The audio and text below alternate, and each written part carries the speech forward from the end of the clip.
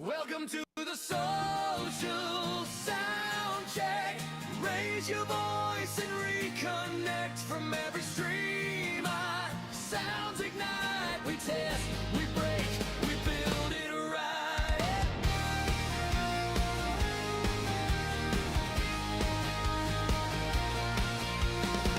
Tuesday lights up every feed.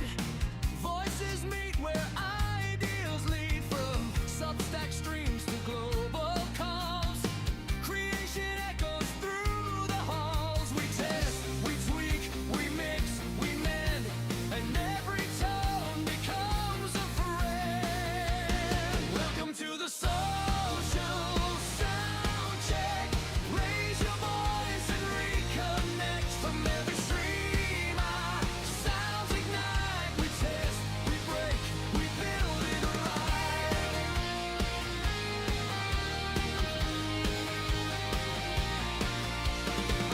Across the wires, across the seas, new gear hums and ideas speak free. AI sparks and analog dreams, colliding beats and feedback streams. No cameras roll, just waves and will, where sound is art and learning thrills.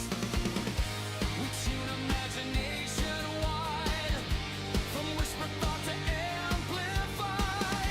Together live the moments grow, integration and audio flow.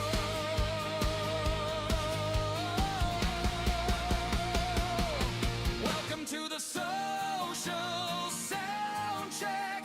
Raise your voice and reconnect from every streamer. Sounds ignite. We test, we break, we build it right. Welcome to the social sound check. Raise your voice and reconnect from every streamer. Sounds ignite. We test, we break, we build it right. Hello. Oh man, I've missed this. I had all July off to research social or Substack Studio, which we'll talk about over the course of the next few months. But this is so much better. I so missed it. And today we're going to have a bit of fun with the Social Audio Sound Check. We're actually going to demonstrate a brand new mic from Mayono, which is a genius product. I'm so excited about this. So, Jessica, tell us the backstory there. Welcome to the call. Tell us what you did and how much of a bargain this really is for you. Well, hi, Keith. Thanks for having me again. So I've been on with Keith. I've had a couple conversations with him since I started on Substack. And the first time we talked was about audio, because he's a specialist. And I hadn't really thought about it. So pretty early on, I just started in April, but early on, he had mentioned you might want to look at investing in a microphone. So I thought, yeah, you know what? Currently, I'm going back to school, and I have to do recordings, and I'm online quite a bit. And so I was like, it might be an okay investment. I didn't want to spend too much money. So I started looking at podcast mics, ones that could just plug right into my computer. And Keith, I don't know if you're going to talk about this, but I was looking for the dynamic mics because I picked up that was the type of mic I wanted. And I came across this one, and I had set my price point at right around $100 to $150. Like I said, I didn't want something cheap, but I was not looking for a full-on huge investment. This one popped up. It was on sale. I think it was regularly like $179, and it was on a flash sale or something. So it was $99, and I got it for $100. So I was like, cool. And then I shared with Keith which one I got. And it wasn't until then that I started doing the research and realizing, oh, it came with some software. It has all these other, and then you really have been the one that you're a big champion. And that means a lot to me because this is my first mic. You know what mics are and what's good about them. So I love hearing what your take is on this purchase I made. It's an extremely good model, and I'll tell you why. Because both Americo and I have the Zoom P4, which basically does what this software does for you for nothing. This cost me 200 Australian dollars, and this might cost me $100. So you got for $100 what would cost me $300. So you got to be happy. Like Yeah, you've really am. lucked out. You've really lucked out. And Yeah. why this is very important is that on the back, the little green buttons can actually simulate the software. So if you want to use the software, you can. But if you just want to use the buttons on the back, you can. Now, Mhm. we did a bit of a test run, and you because you're in a quiet room and you're close to the mic, there's not a massive discernible difference. But why this is very important for podcasters and especially podcast guests, and I'll throw to Americo about this, is that sometimes your environment is not ideal.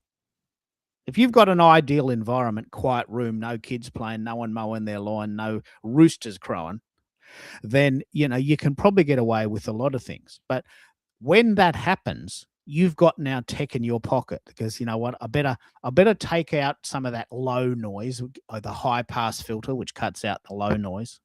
So that'll cut out the air conditioning, the fan, the rooster crowing, the guy mowing his lawn, the truck going past with the semi loaded up with concrete because they're building a house 3 doors down. These sorts of things that happen in real life. This piece of tech, it's not just gadgetry. It's designed to help you sound better no matter what you are doing. Now, so you're going to have this for years. You won't need to upgrade now. It does that must make you feel pretty good. Oh, absolutely, absolutely. I'm thrilled with it, and as a newbie to all of this, I can absolutely let everybody know that it really was easy to use. Like it really is plug and play. Yeah.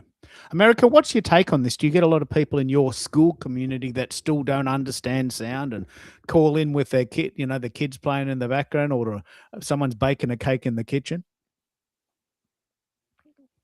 What are you thinking? We got you there, America? You got me off of mute now. I had this very conversation earlier today. I had McCullough join me from the UK, and we had a fabulous conversation. And the quietest environment that he could find with 3 kids at home out of school was his backyard. So there was a little bit of apprehension, and I told him fully transparently, like my biggest fear is that someone's going to fire up the lawnmower, a chainsaw, and we're not going to be able to continue the conversation. There was some distortion, there was some background noise, but I'm going to turn around and turn this into a lesson on how to audio engineer and clean up when this does happen. Of course, optimal room treatment is a quiet room. You're isolated from outside noise. But yes, this happens all the time. And the reality is, and I continue to say, you don't know what you don't know.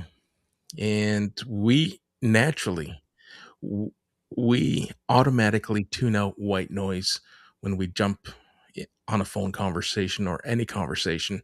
Even when we're at home, we're at the dinner table. For those of us who sit at the dinner table with the television on, we tend to drown out the TV and focus on the dinner table conversation. Yeah. And we Look, I don't had the exact opposite. I can't do this anymore, Americo. I can't forget. I can't ignore noises. I went to this pub on Friday night with wifey before we went out for tea, and there was 2 distinct groups of guys, very loud, all talking both, not to each other but to themselves. And I'm thinking, my brain was exploding. I was trying to listen to my wife, who was sitting in front of me, and a group of guys on my left were shouting. The football was on, and this other group of guys were shouting because they were going for the other team. And I'm thinking, I can't cope. Like, I can't undo this. Like, it's a bit of a curse. But it was a good experiment. My wife said, "What are you talking about? We're just sitting in a pub. What are you talking about?" I said, "Can't you hear that?" "Yeah, well, they're talking. That'll go away soon." So when you tune in in life, you start to hear the noises. And one of the things I'm very interested in, Americo, did the guy that you were talking to, Was he surprised with your conversation about the backyard? Was he surprised when I brought it to light and we were talking about how this happens naturally and we become oblivious to it? And I shared, as I often do, my Bluetooth car experience where I would drown out the gravel road, the birds chirping, the horns honking, as I tried to multitask, drive to a destination, and be a guest speaker, not realizing that despite being able to hear the host perfectly fine, everyone else got to hear the noise around me. And when I shared that story with them, it's like, yeah, that totally makes sense. Because very often I'm in the backyard or I'm somewhere and I drown out that lawnmower going off. His cat made a guest appearance, jumped on the table that he was talking on, and it made this huge clatter and clunking. And it's like, hey, don't worry. This is happening in real time. We're going to turn this into a real lesson, and we're going to remove that sound. But here's the fallout from not being in a safe, quiet environment that you can control. Yeah, well, and what I was saying this to Jessica, a mate of mine, who does shows, he gets 1 million downloads a month. Right, so he's in complete control over who he gets on the show, and he's pretty fussy because he knows 1 million people are going to hear this file. So if you call in on your laptop or you call in on your phone at the airport, you're not going to get those big interviews. Now, you might not want them. You might just want to chat to your friends. But if you're calling in on your phone at the airport and it's, oh, it's phone to Dubai, 15 minutes, chapter 1, please, come to the date or we're going to leave without you. Now, we've all been at those airports where those big announcements come at very, very inconvenient times.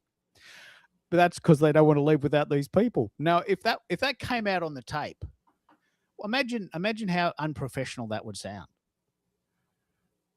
But people don't know. Oh, well, I'm at the airport. What do you want? I mean, I'm on your show. Isn't that good enough? Well, maybe if you're just chatting to friends and we're having fun. But what if you want to go up a notch and go up to those really nice shows that get millions of views? Hey, good photo, mate. That's a bit of a change there. So I'm really into this, and I'd love to hear your thoughts on what mic you're using and whether or not this tech is a little bit hard to use. But Jessica, you said something very interesting: plug and play. Plug it in. Sounds great.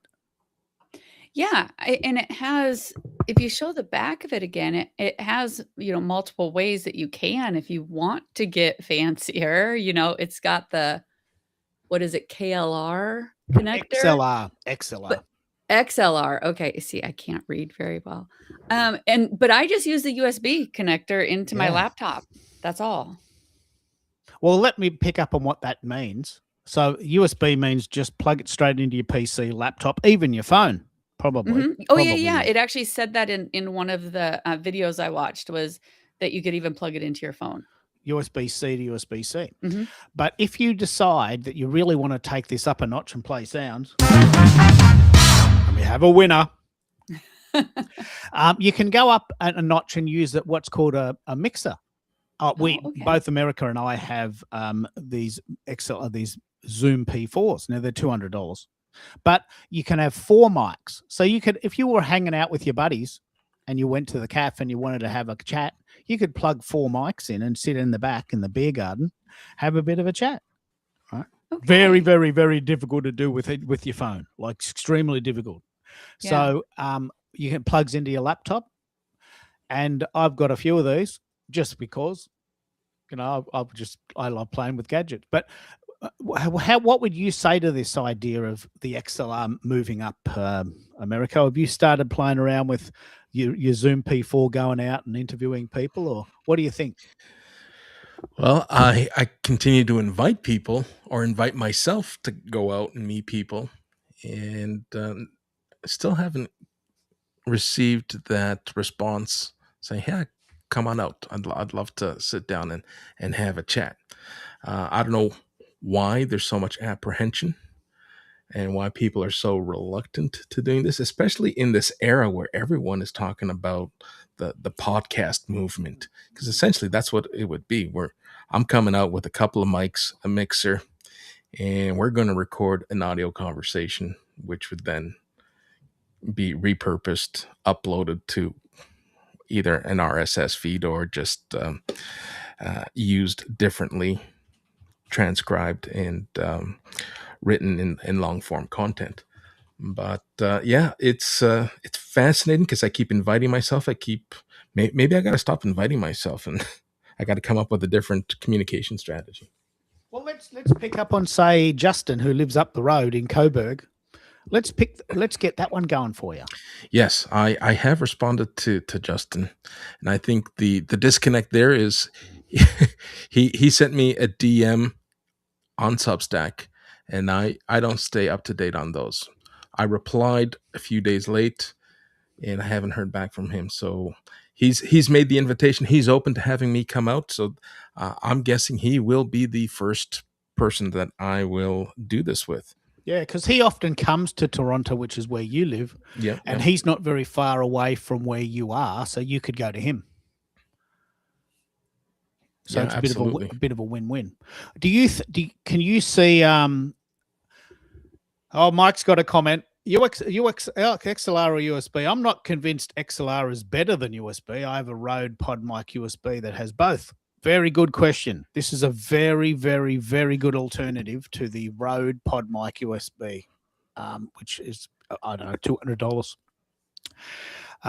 I'd be very interested to know. Can you see how that looks so similar, Jessica? Yeah, it really does. This It is does. about- And that was one of them I was looking at. I think if I'm remembering correctly, those are a little more expensive. The advantage of an XLR is not in the mic itself, but what you can plug it into. So an XLR, I mean, it doesn't inherently sound better just by plugging in an XLR cable, although it is a thicker cable. I would play. So I plug my mic into a Zoom P4, which is an XLR, and you can see that the cable is thicker. So I guess you could probably say that the cable the sound will be thicker, possibly. And then I've got a Zoom P2, which is like the little brother, and I plug a USB mic into it, and it sounds a little bit thinner. Yeah, I might demonstrate that in a minute, but it does sound a little bit thinner, very, very, very, very, very slightly. But the main advantage of an XLR mic down the line is that you can buy these very cool gadgets that make you sound $1 million. It's the gadget that's doing it, not the mic. The mic is just the mic. Like a car. A car gets you from here to the shops if you buy a Mazda 3. But if you bought a Jaguar and you wanted to spend $100,000, it would probably feel better to drive it, even though it does the same job. I saw a Jaguar the other day and I'm thinking, geez, now that just looks like my Mazda 3. I mean, why would you spend $100,000 on a Jaguar when you can get one for 30 grand? I don't understand cars. Like, I just want to go to the shops. So mics and mixers are a little bit like cars. You can spend as much as you want. And I want one of these. This is a Rode Duo because it does sound better. But they're $700 Australian. Maybe 500 US. I don't know if I can justify the cost. So I think what you've done there, Jessica, is you've done something very clever. You've spent $100. You sound great. If you have an important interview, you know you've got the confidence that you can sound the part. The mic, because it's a dynamic mic, will cut out a lot of the background noise. Mhm. And you've got a little bit of software that you can manipulate it if you're in a noisy environment. You've covered all bases. It's very exciting. I'm very happy. I'm very happy with it. Yeah. So we've got a couple of comments from the life of Kath. I don't know if you know who this person is, Americo. I'm trying to work out who it is. I don't know if we're connected on another service. If you want to come in, I'm happy for you to do that. If you want to connect with me on LinkedIn or Substack, I can send you a message. That's my Substack account, substack.com/@Keith Keller AU. There it is. Expensive gadget. $500 US. Now, uh, you may never be able to justify that, Jessica. I'm thinking. Well, you might Yeah, never be able to probably justify. not unless I ended up going into some kind, and I don't imagine that because I really have been focusing on, I like writing. So we'll see. Yeah. Well, what I'm very excited about, and hey, Cyrus, how you doing? We've got the whole world now, the US, Canada, the UK, Australia, and I'll give you the stats on that. We've got a pretty dynamic group of people listening to the show regularly now. Canadians are 8% at the moment, Australians 7%. This is old stats. I've got my new August stats that I'm just about to load. About 60% of the people listening are in the US, about 8% in Canada, about 7% in the UK, 7% in Australia, and got quite a following in India. But that show is 6 hours behind, so they can't come to the actual show. In the place between things, I'm too low tech to work out. Let me just play this out. In the place between things, I'm too low tech to work out YouTube yet. I met you this morning, Keith. Kath in, that's right, Kath in Adelaide. She's half an hour behind. Sorry, Kath, I'm so embarrassed. But yeah, Kath and I were chatting yesterday and today. She followed me, and it's an exciting format, isn't it, Kath? What do you think of this idea of playing an international game? We quite literally do have people on the call from Canada, the US, from the UK, from Australia, often from New Zealand. Yeah, unbelievable. So I love this format, and picking up on what Mike's saying there. You probably don't see this yet, but I've got to drive. Expensive gadget. The Rode Duo is $500 US. Now, I'm not sure I can justify that even, but I sound all right. I've just got a Zoom P4 and a Samsung 2QU. America is very similar, Mike, to me, but it's a Shure SM58. Do you want to tell us your setup, Mike, America, and what you plan to do with it? It's pretty cool what you're doing there. What would you like? Where would you like me to start? Well, let's start with the road trip idea. This is, you bought the Zoom P4, which has 4 microphone inputs. Jess, this is why I'm thinking of it. You could go to say the uni and say, hey, let's have a bit of a chat about what the course was about today. And you plug 4 people into the mic, into the gadget, and 4 people get a separate feed, which means you can edit it very well. The alternative is you just put a phone on the table and you think, well, let's just talk into the phone. Which and that's part of, I was thinking about this because when I write my dissertation, you have to collect data, and I already know I'm going to be doing interviews with people for that. Yeah. So this is genius. Like, I hadn't even thought about that, but I'm already thinking it makes sense to get something like that. Yeah. Well, there is people think tech is just a waste of time, but there's a piece of tech for everything you need. You could, and I've done this, you could actually just use your phone, and that is okay, except if you want to share it. And guess what? You know, you're having a big chat, and you're right in the middle of a very important point, and one of the people who is not speaking sneezes. You can't get rid of it. You can't edit it out because it's all on the same meshy mess, right? It's on the same file. But imagine if you could have a 4-way conversation and each file is different. Okay, sorry, you sneezed. We'll cut that out. There's a dog barking. We'll cut that out. Right? So it's very good for editing. Yeah. And this is what that makes sense. America uses a SM58. It's almost identical to mine. This was the original. I think it was made in 1958. I think that's where they got that name from. So what do you think of this, mate? You've upgraded to that. It's a great little mic, isn't it? It is a fantastic mic. For the road, I have what did I buy? I bought a couple of dynamic SL84s. They're Behringer mics. Remember when there was that hot sale that I had to wait 8 months because they were on back order for that long, where they were blowing them out for $20 each? I bought those at the time for the road show.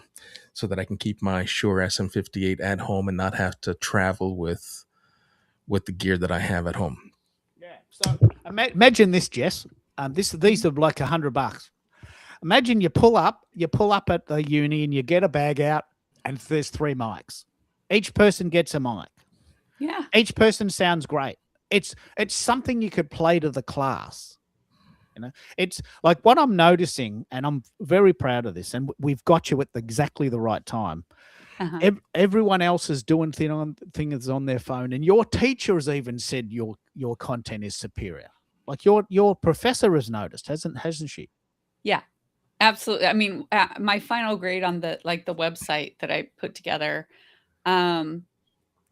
she was like, well, I hope that you're going to be able to help some of the other people understand all of the concepts of this. But part of that's because this has just been so interesting to me, or for me, to really dive into. This is good. So you're right. You're leading the charge, and people will come to you and say, "Hey, look, can we do an interview on that little funky gadget you got? Because that sounds so good." And you got funky sounds. Hey, we love you. You're listening to KKFM. So you've got all these funky bits that make content is sort of a thing. You can just talk, but then it's just talking. That's not content, or is it? I had a Yeah. big chat with Bez about that. Is content talking? I mean, is talking content? I don't know if it is, but It's a form of content. There is some work that needs to be done. If you come out of the gate sounding good, sounding polished, then you're one step closer to putting out content. If it sounds like a telephone conversation, then it's not really content until you clean it up a little bit.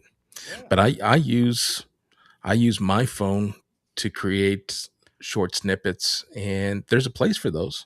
You can create shorts. You can use tech to clean up the audio. So there's some work required in order for a conversation to become good content. Otherwise, to your point, it's just a conversation that's being Yeah. broadcast. The thing I'm noticing, this is really interesting. I'm really interested in this concept because everyone can do this content.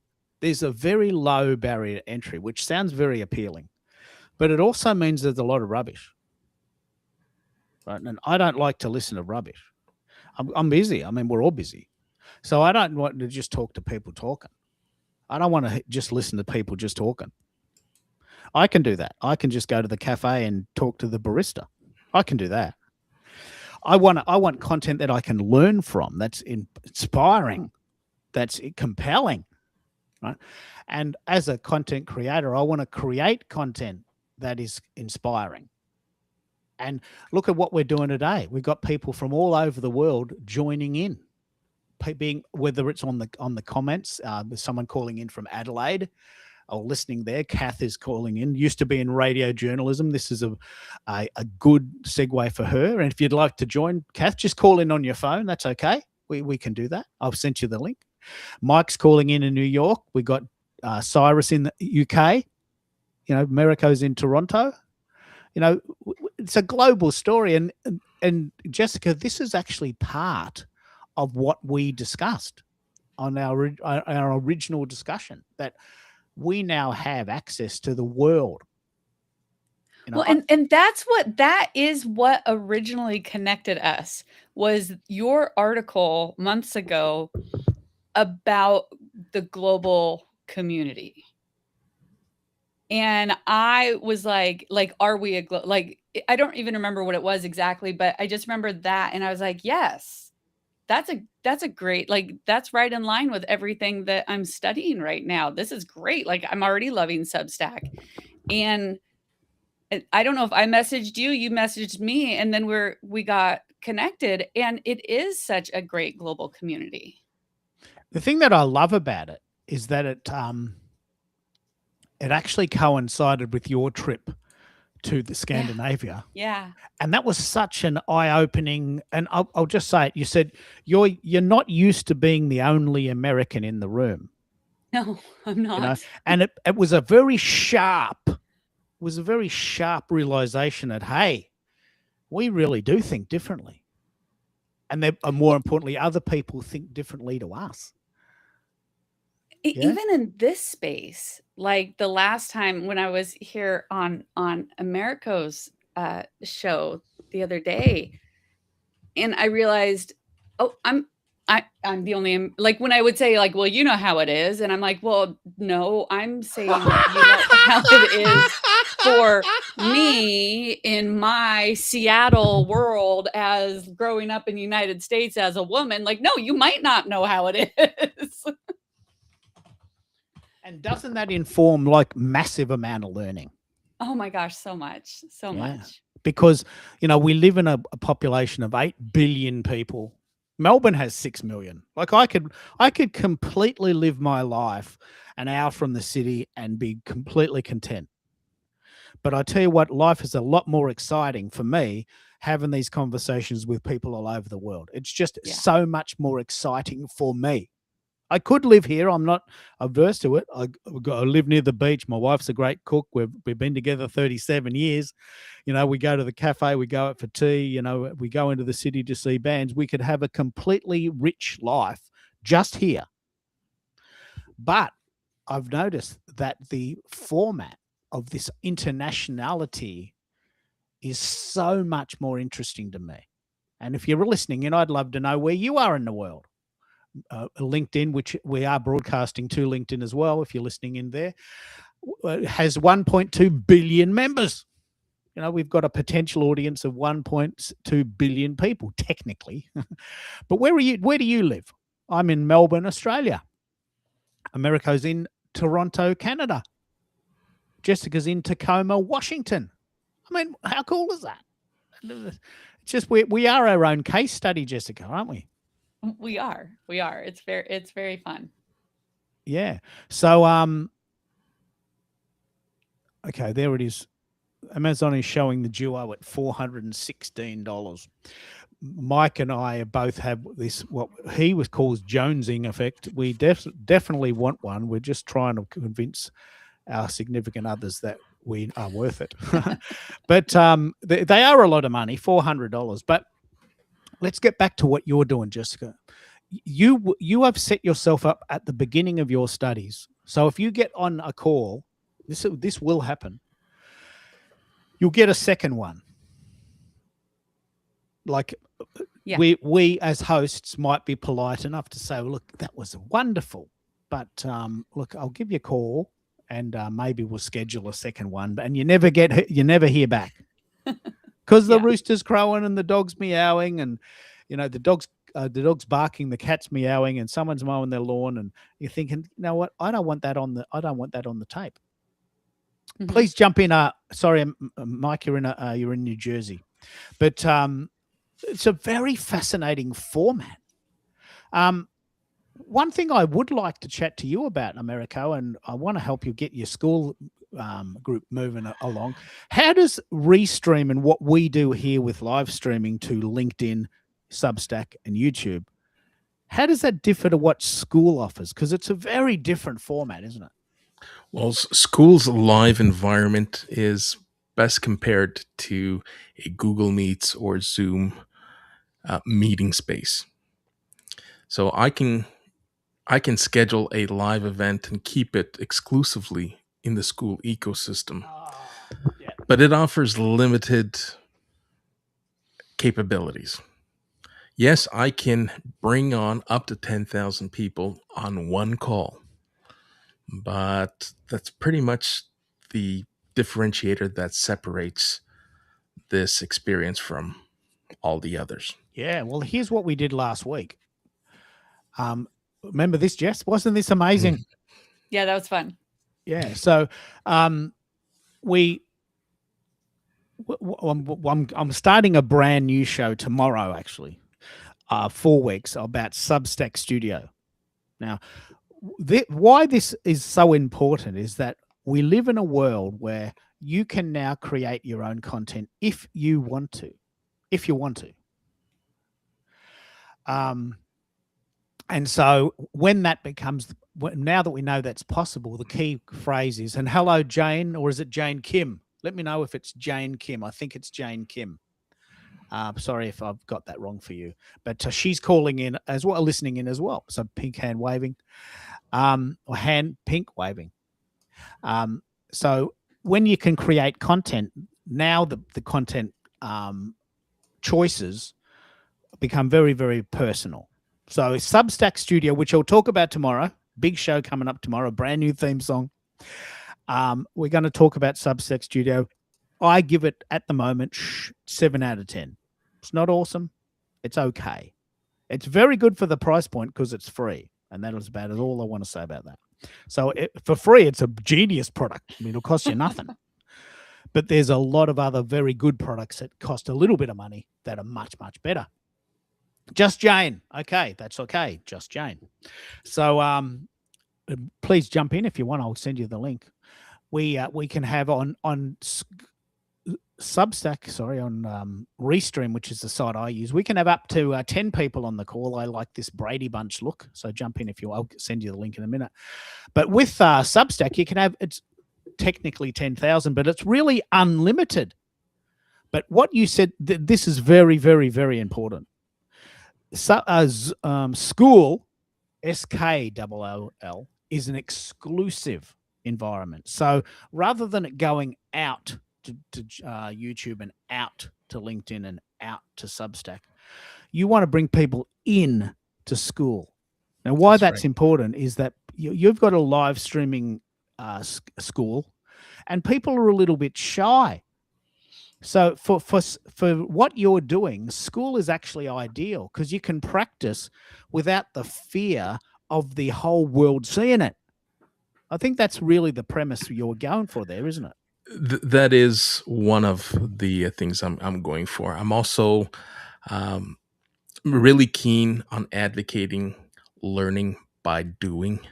And some people feel reluctant to build their brand in public.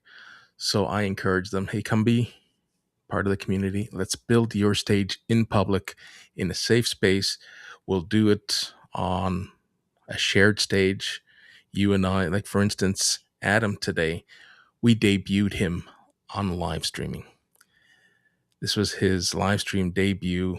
He was excited. I did see that. He was sitting in the backyard, wasn't he, on a bit of a bench. So, hey, it's we're celebrating every milestone. This is his first go live. Next time we're going to, we're going to tweak things, and he gets to do this inside the community without feeling apprehensive or feeling reluctant on doing it in his own space because he might be worried or concerned about what people are going to think. Hey, let's do it here and let's learn from it. Let's lift each other up. And when you feel like you're ready to go out on your own, then we'll do it in your environment, in your space. And this is a place where people get to get their reps in. And as the community evolves and matures, I'm starting to see us redefining the tiers that we have. And I talk about this often. My free tier will continue to be free because my opinion and the best practices that I apply are no different or very similar to the free content and the free information that's available if we all keyed in a web search of some kind. But the next two tiers, the premium and the VIP tiers, will allow members to participate in live exercises, try things out in real time with myself on the call. We'll practice, anything from editing to sound quality to just having a conversation and getting those butterflies out of our system. And what members will get, they'll get access to replays. The VIP will transform into a space where it'll be a bookable studio for a fee, a nominal fee. You can book a studio. I will come in. We'll give you the stage. You deliver your message, and I will deliver the assets, and you can repurpose them as you'd like. Or you can have me repurpose them and clean them up and redistribute them for you. Well, let's pick up on this because, and I'll share, I want to get Jessica's point of view on this. We did a show on Substack, and it was a great show. And your ability, Americo, to create these mind-bending assets is beyond my comprehension, certainly beyond my skill set. So what's happening now is you've got a lot of choices. You can go live on your own, but you've got to do it. Now look at this. Americo created this highlights reel. Sorry, Mike, we've got one with you. There's Mike. There in it there. is. Yeah. So Americo created this piece of content to indicate who was speaking on the show that we had. Now, I don't know how to do this, and Americo does, and that's what you get when you work with him. You get these unbelievable images. Now, Jessica, what do you think of the idea of Restream as a external idea and school as an internal idea? They're actually brothers or cousins, aren't they? They work in tandem with each other, don't they? I can see that. I can see that. And I'm somebody, I come from education. Yeah, I've worked in education for over 25 years. And I mean, we use Teams, we use Zoom. We have where you have to put together, like during the pandemic, we would have to put together meetings that were well over 100, 200 people, and they were very, very difficult. And that's where I was thinking places like school are just built for that. Because Zoom is built for webinars or for smaller meetings, up to say 16, 20, 30 people. But when you get into those large numbers, and if you want any interaction at all, it seems like the school community might be better for that. Does that sound right, Now, Americo? I think, yeah. What do you think, Americo? Yeah, it's definitely, there's a lot of similarities if you're comparing them exclusively as virtual meeting spaces. So you can get to you share your screen no differently, depending on what plan you go with Zoom. You are allowed more seats in the room, but what this does, it allows the assets that the community builder is putting together in the classroom to be able to have a live class and then revert or resort to sending the attendees to the classroom either for an assignment or for recap and resource materials. It's all in one place. You don't have to, like if you're on a Zoom, you get to see the presentation shared Exactly. in real time, but you don't have, unless the assets are shared with you in a separate communication, in a separate email. Here are the links to today's presentation. It's available for everyone in real time to follow along. So it's I more, just think I would that's say the more piece. intuitive. That's the difference. That's the Yes. difference is when you have these. Well, I mean, currently I work for it's the teachers union. So I'm thinking about working with our membership and how to help them, get access to on-demand learnings if they want it for different things, have access to contracts, have access to updated information about what's going on right now. You could have all of those kind of things plus having a virtual meeting space. Yeah. So I know Keith hates acronyms, but it's a CRM, an LMS, Yeah. and and a virtual meeting space all in one. Right? What's So an now I you're see it. What's an LMS? learning management system. Okay, so a CRM is a content resource management. Yes. Content, yeah, Yeah. and LMS is Contact resource. contact resource management, and LMS is learning management system. Yeah. Because you have your member lists in there. You have, the people who are, that's the other piece is it's not necessarily public. You can have it free to your members and have your members list. And then you have your learning management system, which is all of the files that they have access to, all the resources available to them, the links, all of that kind of stuff. I can see I can see how that would be very attractive in a community setting, because we're talking here, and being able to come on the show is dependent on me sending you the link, which I've got to do while I'm talking and playing songs and managing the other people on the call. So things get missed, yeah. Yep. Whereas if you had everything in one place, hey, here's the link. If you want to come in, just click it. I don't need to send it to everybody individually. It's a learning management system, an LMS. Well, that's bloody brilliant.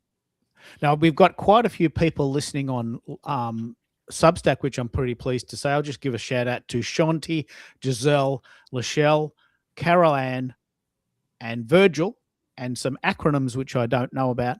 So if you want to come in, just let me know. I can send you those links.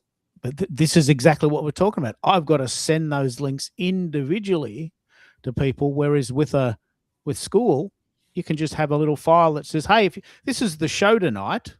If you want to come, join here. Is that sort of what you're saying, Americo? It is what I'm saying. Now, let's address the elephant in the room, and there's a caveat. If you're, for instance, we're using the school ecosystem as the example, I have the ability to schedule and add each member's events to the calendar and provide those links, whether it is just the YouTube, the Substack, and the social media platform links so that people can watch and interact through the chat, or I can send the studio link. There is, the setback that exists, and we have a real life example in this case study where if I provide the studio link and I'm not the host is at the mercy of not knowing who's coming into the green room. And you had that, and we laugh about it today, and you handled it with quite some professionalism. But when you don't know who's coming into the green room, you gotta tippy toe around sometimes some truth bombs, sometimes some uncertainty, because you don't know who is there and what their motive, if I can use motive, might be, right? Someone just shows up and you let them in and you don't know who it is. They haven't been vetted.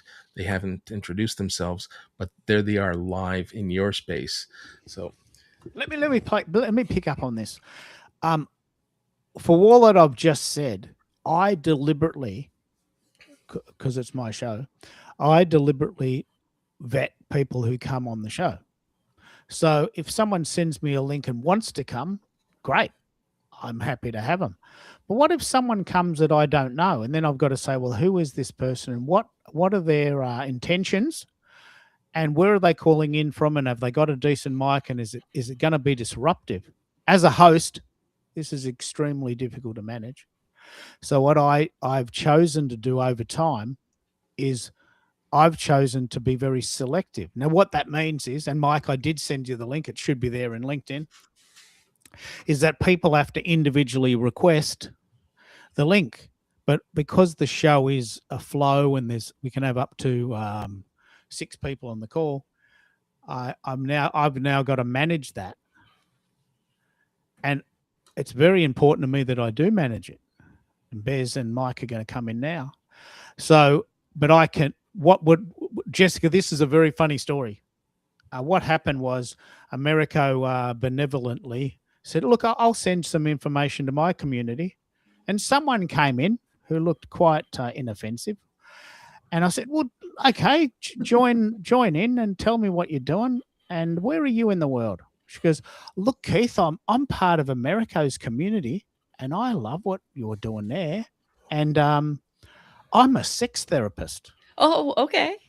And I help people who have, haven't really been that intimate lately. I help them sort of get back together and have fun on a Saturday night. But I'm thinking, wow, okay, I wasn't expecting that. Where do I go from here? So what I did, I'm very proud of this. I said, geez, you've got a great mic there. Can you tell us how you managed to get that such a great sound? Is it cheap? Is it expensive? And tell us about the technology associated with doing these sex calls. Yeah, that was a brilliant pivot. Brilliant. Remember that, America? That Oh was my so- goodness. I was so proud of that. Like, it was bloody hard. Come on. I mean, someone calling in out of nowhere saying, yeah, I'm a sex therapist. Where are you going to go with that? Wasn't it? It But was hilarious. you demonstrated, hey, that is a lesson on its own, because anyone who records interviews, it's a completely different space. When you're doing it live, and even when you vet someone, you never know what triggers an audience member might set off, or what offensive comments someone might put that will set a speaker off. So you really handled, and it was a masterclass in and on itself. So kudos to you for handling it. And we welcome community members of all walks of life. I am really zeroing in on health and wellness, relationships, as well as um, wealth, financial conversations. And I'm welcoming authors, I'm welcoming coaches and consultants. And these are their areas of expertise, and they want help and support to get their messages out through live events, live streams. And I can't judge. This is content that people are seeking out in droves. People are just overwhelmingly going online and looking for help in these three areas That's very and clever. disciplines. That's what we call niching. So here we have an example, and let's play this out. Hello, Jane. I'm not sure I know who you are and how you got the link, but I may have sent it to you. Jane, I'm guessing it's Jane, but she's a cat, right? So I'm guessing, Jane, you were just Jane. Yeah? Is that right? And if you won't mute yourself. See what I'm saying there? We were chatting in the back there that a Jane who followed me today on Substack wanted the link, and I sent a Jane the link. I'm guessing it's the same Jane. She happens to have a cat. But am I right there? Am I right? Jane, what are you thinking? See how hard this stuff is? This is bloody brilliant. So this is why we need to practice. It's so fun. Like, it's so much fun. Keith, I think it's also this is the danger and the excitement of lives. Very true. You never know, and we've talked about this. It's been a while since I've been on, but we've talked about this a little bit about these six people, if Jane comes on and Bez starts talking, is greater than the sum of this conversation is greater than its parts. Meaning that when we get together, we can go off on all sorts of tangents and all sorts of really, really interesting conversations. We've had conversations go 3 hours long, and you wonder what we talked about. But it's, in my opinion, I mean, it might start out, simple enough, and we might talk about mics and so on. But inevitably, we get off on some tangents. And this is, to me, I love I love that about lives. Now, the negative side is, to your point, if you don't know the person that's jumping on the stage, that can be interesting. And in the the situation you mentioned, I thought you did well. Americo tends to do well. He vets almost all of his guests, so I don't think he has as much of a problem. But he does a very good job of prepping, actually, for his shows, and he has all those questions that are kind of probing and very. He sets up the guest, in my opinion, to be very comfortable, and being able to answer those questions in an authentic way, and I think that brings a lot to the show. So yeah. Jane says that it is indeed Jane, and that it is her cat, and that she's listening on YouTube and LinkedIn and Substack, and she's getting this massive reverb problem.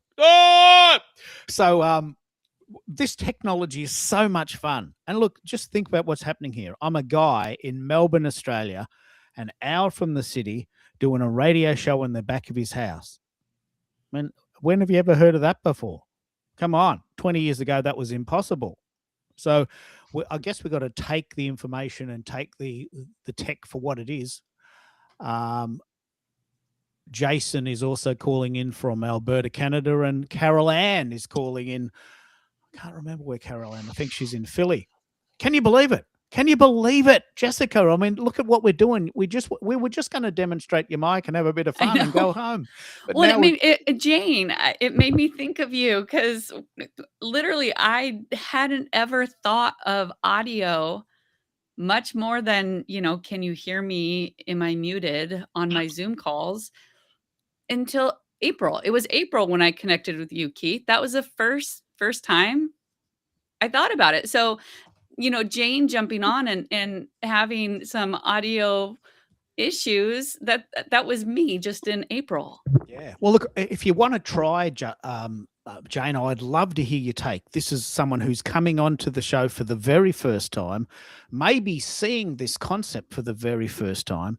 And I would love to hear that perspective. I've been doing this since 2006. I do it in my sleep. I walk around the house on my weekends and Carol's saying, "Who are you talking to?" "Oh, I'm just practicing." "And you're listening to KKFM." I just walk around the house. I do the lawn and I'm talking to myself. Like, I've been doing this such a long time. I'm a bit of a freak, but I would love. Oh, what is that? Is that the sound we're getting? That's a very good example of the low cut filter. Jessica, did you hear that sound? I did. That's what the low cut filter would cut out, the high pass filter. That would cut out that. Did you hear it? It was boomy and loud and bassy. Yeah, I did. Yeah, yep. What we're doing here, and I'll try and give everyone a turn. We've got a nice full room. Jessica has just bought a $100 microphone, which I reckon is probably the best bargain in the history of microphones. Right? I don't say that very often, but I just think, what a bargain. A dynamic mic with all of the gadgets on the front, EQ on the back, and software. Oh, someone's eating something. Can I have some? Can you send me something? Is it a minty? Is it a packet of Twisties? Let's try and guess the secret sound. So, software, hardware, $100. Like, I should be working for Mayono. I want them to send me one. So I'll try and give everyone a turn. Has everyone had a chance to have a listen to what Jessica sounds like? Can you give me a bit of an understanding what you think? Jason, can you speak, or you just chilling out? Happy to listen in, because you have I think you've got a pod mic, haven't you? Or I'd love to know. He's got a Rodecaster, Jessica. Oh, okay. The big brother of the, it's like the sedan as opposed to the coupe. It's got everything. But they're $1,000. Yeah, I did see Rode mics, and that was one of them. I'm like, yeah, I think that's kind of outside my price range right now, just because, like I've said, I'm new to all this, and if nothing else, I'm going to be using this for school. So I wanted something high enough quality that it would last, and it wasn't just a waste of money. And this one has been great. Yeah. So what I'll do is I'll put this information in the middle. Let's give everyone a turn. Are you there, Bez? Do you want to jump in? Are you just happy to listen in? Jason can't speak, but he's happy to chill. Jane, I'd love to hear what you're doing. Mike, what did you think of that mic? Did you hear what Jessica sounded like? For $100, I think it's pretty clever. I want to say I might have looked at that before I bought the one that you had me buy, the Q2U, and then obviously Zakia had to come in with her Rode pod mic, and then I bought one of those. But she sounds very clear to me, very crisp. With her female voice.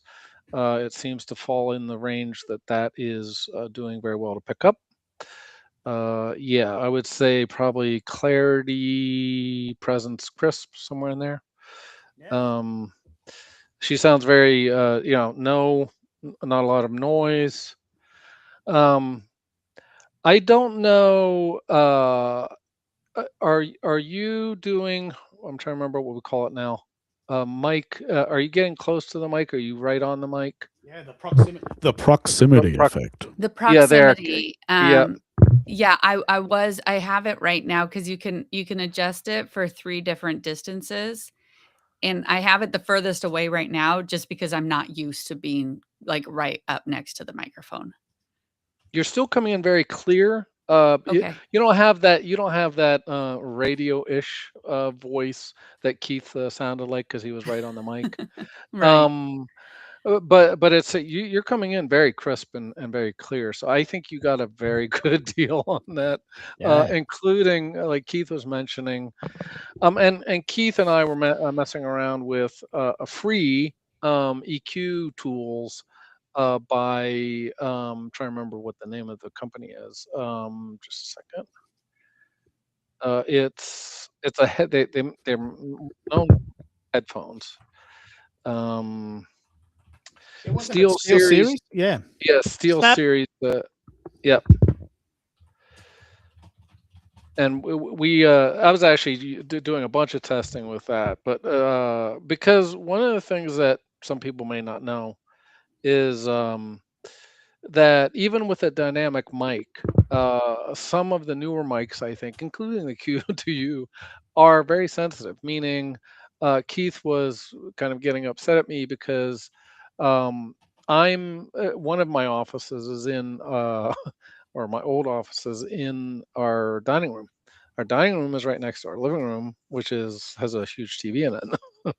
So he was hearing, even though it had noise reduction, I had to use the EQ and noise reduction. He was still hearing the TV. So that's something to remember. I mean, we've talked about this in the past too. Is you have to be I'm not hearing any hiss or buzz. Might be you, Bez.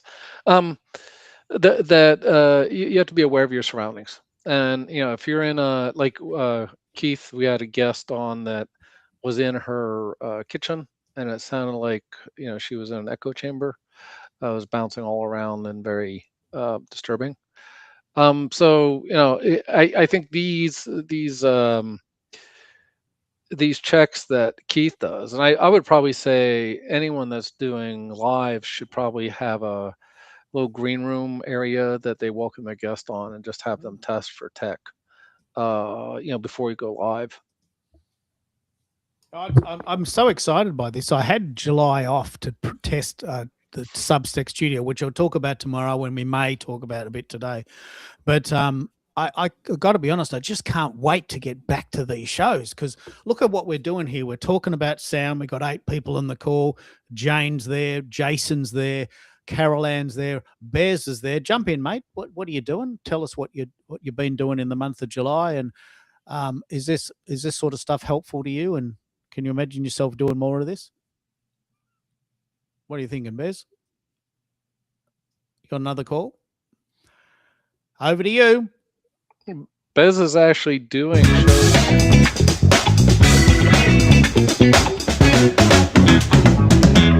And now a word from our sponsor. The Mayono 400D PPX57 is a fantastic microphone, and you can get one here. So, Bez, I've given you a bit of lead time. Where are you? Another call? You've disappeared? Got to run? Okay. All right, no worries. That's the challenge of live. One of the things I will morph into while we're waiting is tomorrow I'm starting a brand new show, which I'm very, very, very, very, very excited about, just in case you don't know. It's about Substack Studio. Now, the power of Substack Studio is that it's not live. Now, why that's powerful is if you go, where are you, Bez? And nothing happens, you don't have to suck up that embarrassment factor. You just edit it out. So Substack Studio is this amazing site that allows you to create content at your leisure. You don't have the pressure of going live. Now, I'm going to talk all about this tomorrow. It's not awesome. It's quite basic, but it is definitely worth considering. Americo, do you want to pick up on what you think of Substack Studio and how it compares to School? Because Substack Studio only allows 3 people on stage, where School is unlimited. So what do you think of that? Well, I'll be honest with you, because I stick to the live streaming only. I haven't tested Substack Studio enough. I went in there once just to see what it looked like, and aside from that, it's a great recording tool. Has some editing features, very basic in nature, but to your point, it's very limiting if you want to have or host a discussion with more than 2 people. Yeah, I'm not sure I can recommend it. What do you think of it, Jessica? We actually did a show there. What was the experience for you as the guest on my show? Was it easy to use, or was it a bit clumsy? It was pretty easy to use. I think we did have a little bit of an issue right at the beginning, and you were just saying it's still a little glitchy at times right now. But I thought what was interesting was how you can get a transcript.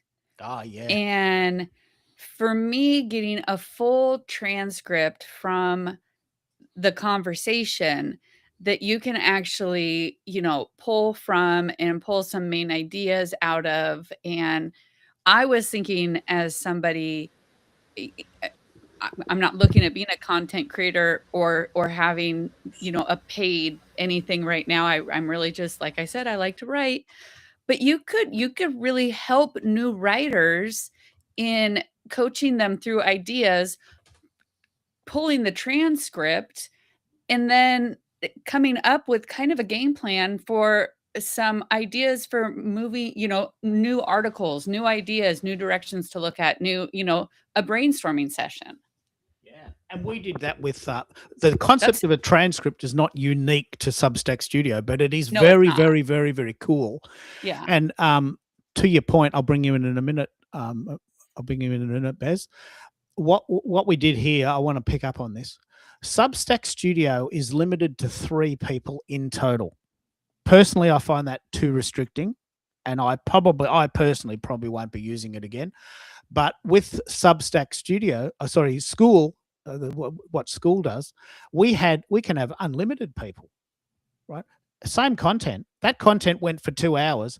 You were able to get a transcript, weren't you, Americo? And we were able to do that. So Substack Studio is not exclusive in its idea of a transcript. But Americo, can you tell me why a transcript is so important in the upscaling and the repurposing idea?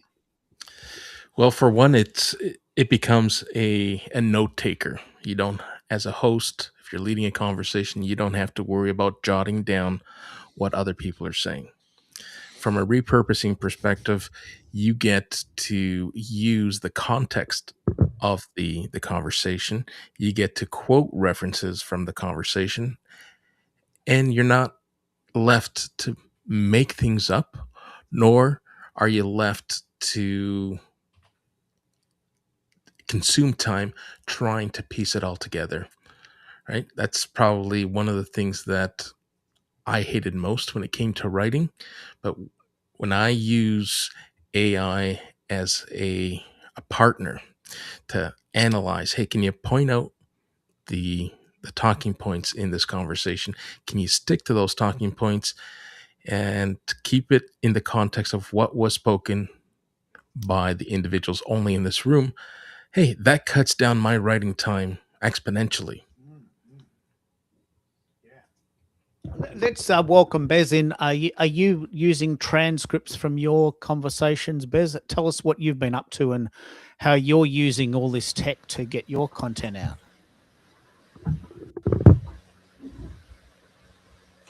Well, I'm We can't hear using you all at this all. tech to store gigabytes of content. Can you hear me? Hello? Just, I don't think your mic's on. I think you sound like you're in the closet. Hello? Oh, that's Hello? better. Yeah, that's better. Hello? Oh, okay.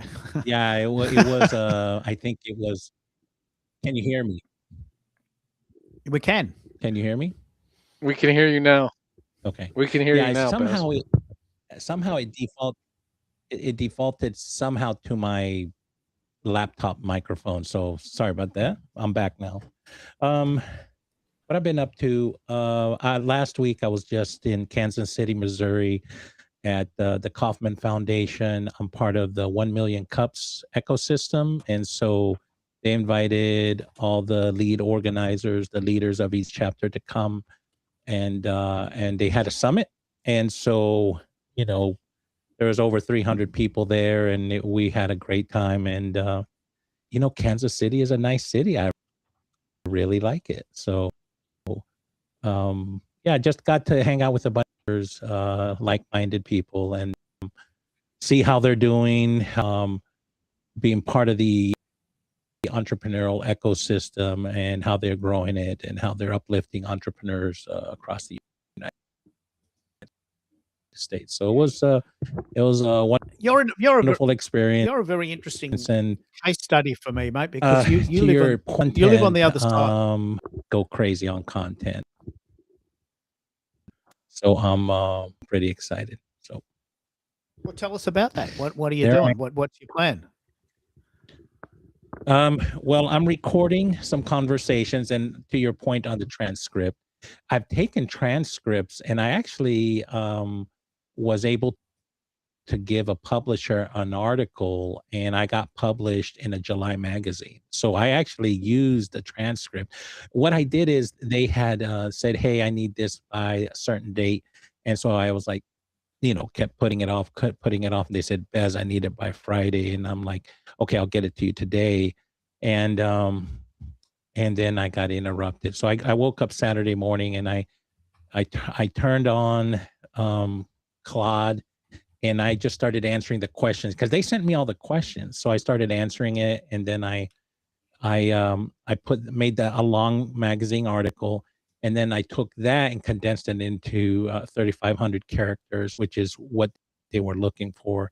And I gave, but the transcripts served a real good purpose. The article came out great, and let me see if I can find a link, and it's a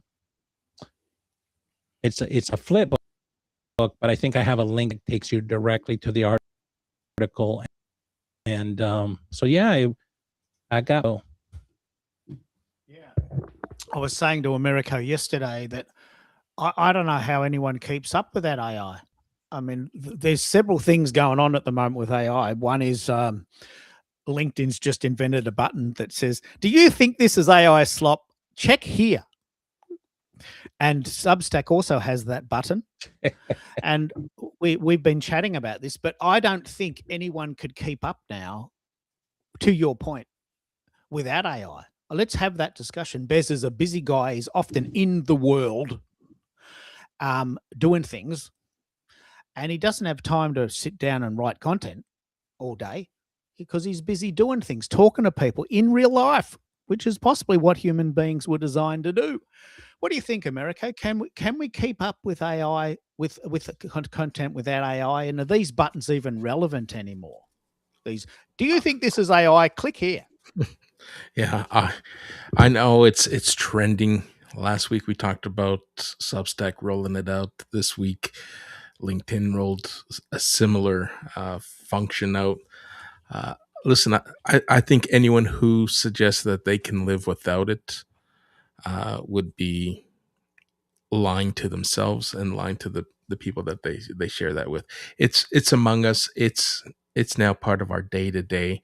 To what degree do we use it? It will vary from person to person. But as I mentioned last week, provided that we're not entering or engineering prompts that say, "Do this for me." Hey, Claude does a lot of that. "Do this for me," and you create an automation, and it works. But to answer your question, it's not going anywhere, and it's just noise. The button is there. It's probably going to some place that is being tracked today. And we know what LinkedIn is like.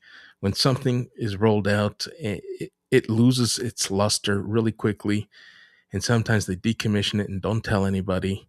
And people will be clicking the button and it'll be going nowhere. And there'll be no data being collected. It's like the not interested button. I got to tell you, I was frustrated this weekend, clicking not interested just numerous times. And all I would get in my feed were milestone posts. Hey, I'm celebrating 1,074 followers. Hey, I'm celebrating, like, good for you. It is great. I did it when I hit 10,000. I don't think that I will do it again. LinkedIn has advised us at the beginning of the year, hey, we're moving away from vanity. We're moving away. We want everyone to kind of get in their lane. Here I am doing and following what I believed was what we were instructed or guided to do. Yet here are people gaming the system again. Someone figured out that celebrating milestones gets you a boost on LinkedIn. So all we're seeing are milestone boost posts. So I did a test today. Anyone who checked out my feed, I announced 1,000 unfollowings to see how that responds. Yeah. Oh, look, this is very important. Like, in a world where we're trying to get noticed, is this idea, and Bez, I'm very interested in your idea here because I don't know if you've seen that button, but what do you think of the AI follow-up? AI, is this AI slot button? Have you seen it? What's your take on it? I haven't seen it, but I've been a week away from a lot of social media, which was weird, really weird. But it will.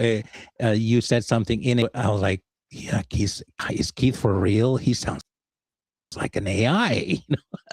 Because that's how you see a lot of in a world where that's so AI-ish. But here's the thing.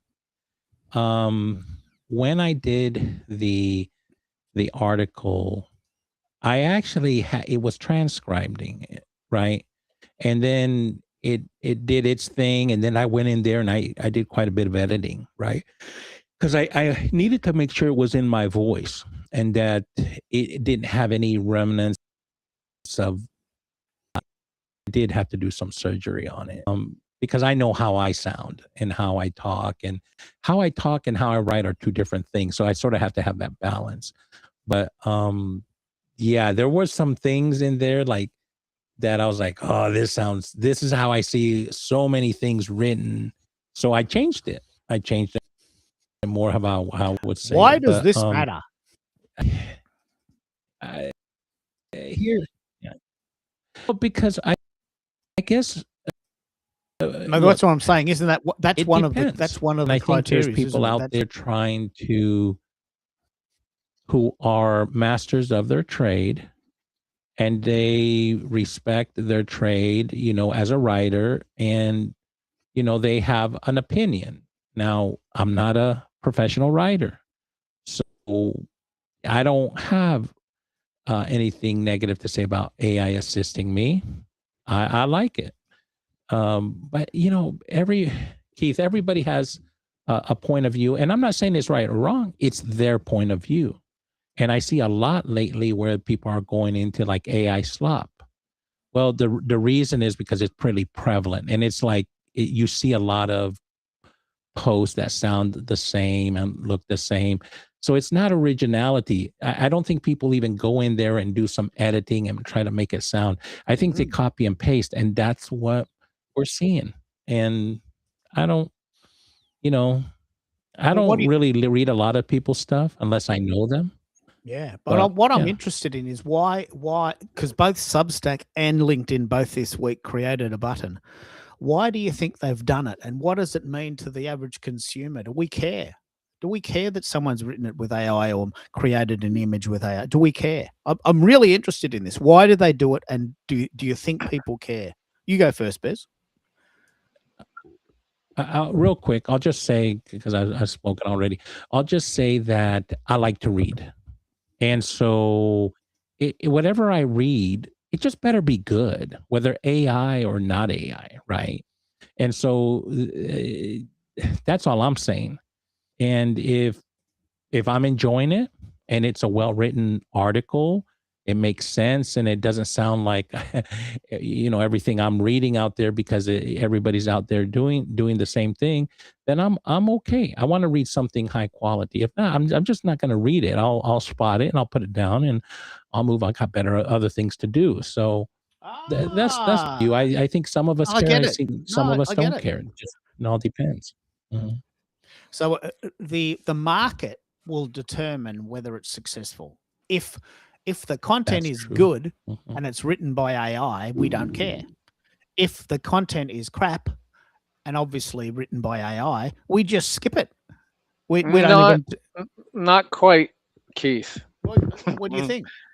Gen Z apparently says if it's AI, we do care and we don't want to hear it, regardless of Okay. whether they can tell if it was written by AI. And as you know, I'm very involved in AI song production, Mm. and there was a test I think done by Deezer, but I don't remember who did it. But said 97% of the listeners couldn't tell a difference of whether the song was AI or not. And once they found out it was AI, they were very upset. It is not an ear quality or sound quality issue. It is a identity, or it, it becomes almost a religious argument because No, good. they're So upset. you're saying there are people that have a moral objection to AI, even if they can't tell. Correct. And we're not. I'm not even talking, Keith. I want to push the legal issues off to the side for a second. Is that just on the fact that it was created by AI, they don't believe it's quality. And I'm like, well, I actually wrote a little blurb that I want to read about AI slop because I was in a conversation before and I said, the more I hear the term AI slop, the more I wonder where the definition actually begins and ends. Is it based on quality, which we just talked about, effort, originality, intent, or simply the fact that AI was involved? Once we start using pejorative labels without clear definitions, the line becomes increasingly subjective, and that's a slippery slope.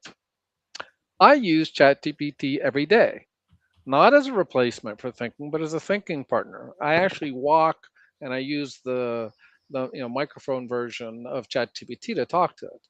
It challenges my assumptions, helps me explore alternative viewpoints, organizes my ideas, and often pushes me to refine what I already believe. The words, decisions, and accountability remain mine.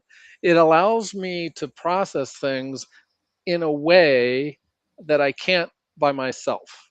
I can go faster and further. Before I would use Google and kind of get lost in Google. Now I can process these things a lot quicker and a lot better. We've all adopted new creative tools, from cameras and synthesizers to Photoshop and digital workstations. The important question shouldn't be, was AI involved, but rather, what was the human contribution, and did the final work create genuine value? Well, that's There very good. seems that those seem to be much more meaningful standards than dismissing an entirety. So I think what I'm seeing, Keith, and the reason I wrote that was I've been in a fair amount, particularly amongst musicians, and they just go into the AI slop. Now then, they also go into the issues that haven't been settled yet, which are the legal ones. And again, I keep on pushing those aside because that's in the courts. When that gets decided in the courts, then I'll deal with whatever I need to deal with. But I'm still planning on using an AI tool to continue creating the songs that I produce lyrics for. So I mean, first of all, not all AI is equal. Not all people are using AI the same way. And I'm very concerned, to be honest with you. I was very concerned when I saw that because I don't like, I actually called it lower in that conversation a, a scarlet letter. When you attach something without clear definition and certainly understanding who I am and what I do and how I use it, um, I feel like you're attaching a big scarlet letter on my chest, just because I use AI in a certain way. Let's run the room. Do you have an opinion, Carol Ann? I'd like to hear your thoughts. If you found out that something was AI, would that tarnish it for you, or don't you care if it's good? We got you there, Carol Ann. I'd love to hear your thoughts on that. I can go to a musical break. In fact, I'll tell you what we'll do. Why don't we do this? I've got a song about this, Mike. Exactly what you're talking about. If you can't tell, you can't choose. Now, this was written before does this sound like AI slop button was invented? So maybe you can tell, but maybe the bigger point is, do you care? If you can't tell, you can't choose. I'll play a song here, and I'll give everyone a chance to have a toilet break and get a cup of tea. We've been chatting for about an hour and a half. Jessica's gone and a few of the others. So it's a good chance to just have a bit of a break. If you can't tell, you can't choose. If you can't tell, you can't choose who's the ghost and who's the muse. They're using code to chase the views. If you can't tell, then you can't choose.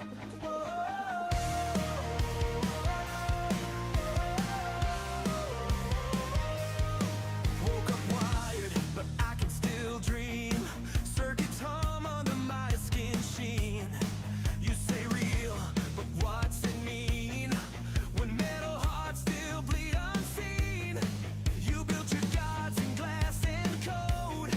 Now they're the ones who write the code. If you can't tell, you can't choose who's the ghost and who's the muse. They're using code to chase the views. If you can't tell, then you can't choose.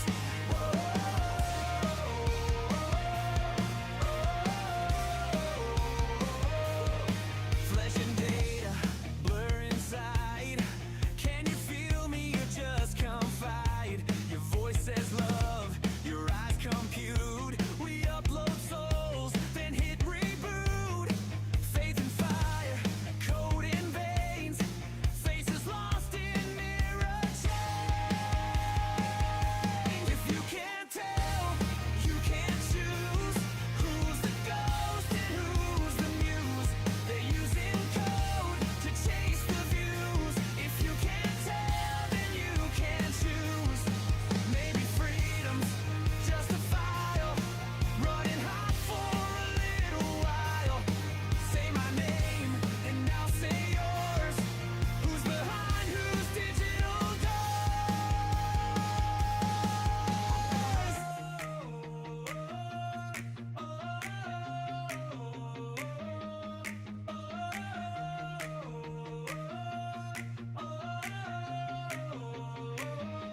If you can't tell, you can't choose who's the ghost and who's the muse. They're using code to chase the views. If you can't tell, then you can't choose. If you can't tell, you can't choose who's the ghost and who's the muse. They're using code to chase the views. If you can't tell, then you can't choose.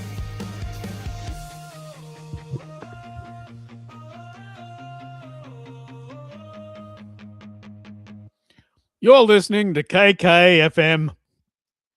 If you can't tell, you can't choose.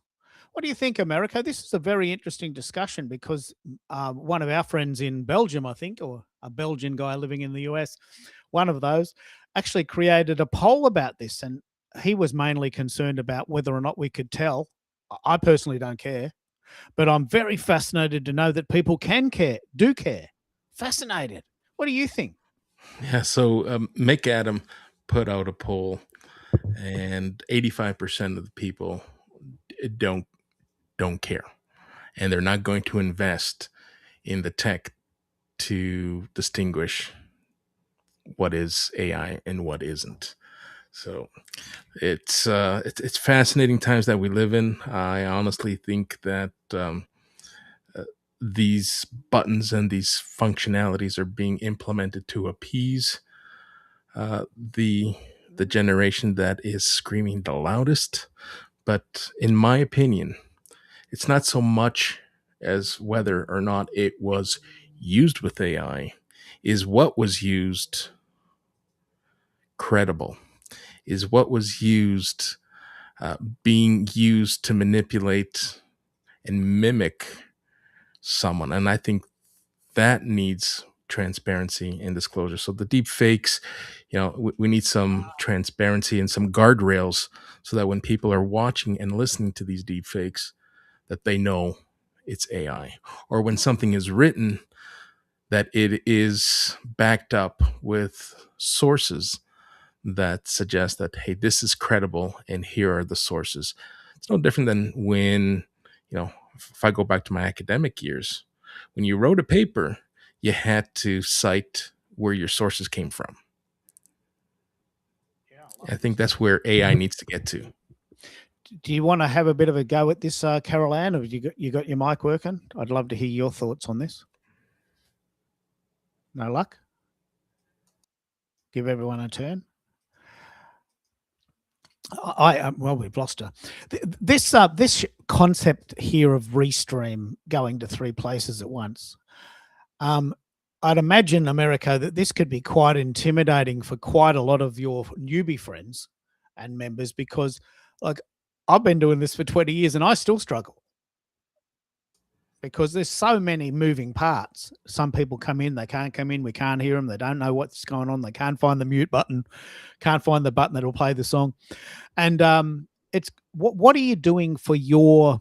I'm going to change here a bit because we've just had a little bit of a technical glitch, and I think that's a good segue. What are you doing in school to mitigate that fear that people have of going live? Because there's massive advantages in doing it, but a lot of people are scared. How do you help them? Yeah. So today's conversation, another lesson will come out of it. We had to troubleshoot in real time. Adam, we lost Adam. He froze, and hey, I jumped in and turned it into a lesson, and I'll clip it. The reality is you can test all you want. Things are going to happen. And it's how you respond that people will remember you best.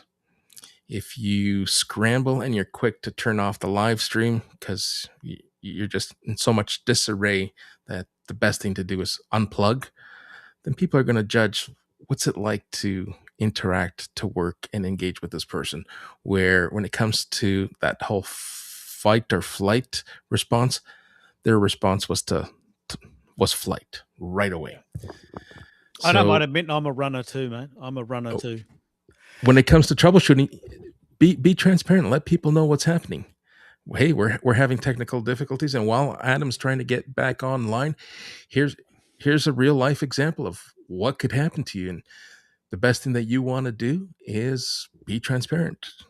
I love this discussion. Let's give everyone a chance to talk about this. Bez, and then I'm going to go to Mike and Carol Ann if she's there. Bez, what do you think are the advantages of going live compared to pre-recording content and making it perfect? I'd love to know your thoughts on what the advantages are and disadvantages of going live, because a lot of people are scared of it, but that also has enormous benefits. What do you think? Well, I'm one of those that my risk tolerance is high. So I love imperfection. I love shooting from the hip and talking what I know. I'm always going to talk about what I know because that's, my area of expertise. Mine engaging in conversations where I'm learning things. But for me, the advantage is that it's authentic. It's real. It's not...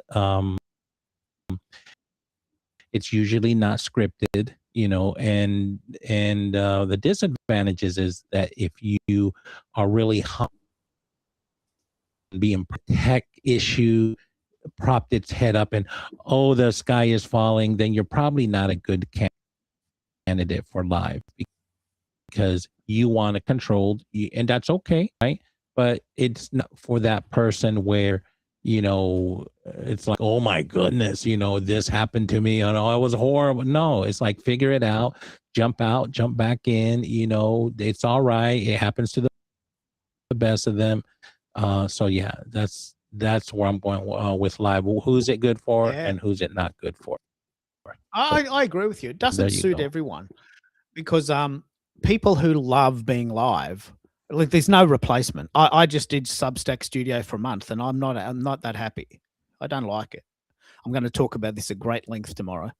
I don't like it. I just didn't like the format.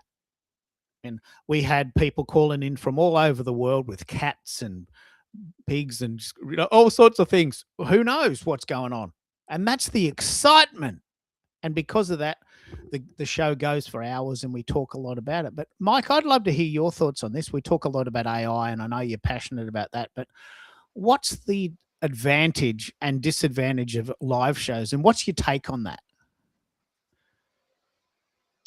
I'm gonna say spontaneity on both sides. Meaning, the positive side is that you can be spontaneous.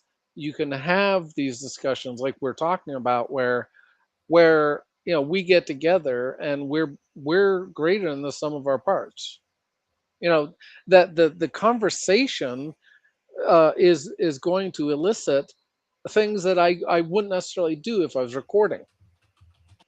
And then I also want to give credit to both Bez and America, who I've worked with on shows that had an interview style, a live interview style, because they both did preparation. On the one that Bez and I did, we both did the preparation for what the questions were going to be, and then on America's, he did the preparation, and like I said before, he really makes the guests feel comfortable. So I think that's also there's there's a bunch of things that go into lives, including another thing that you have mentioned, Keith, which is the challenge. And this is, again, it depends on what your intent is with the live.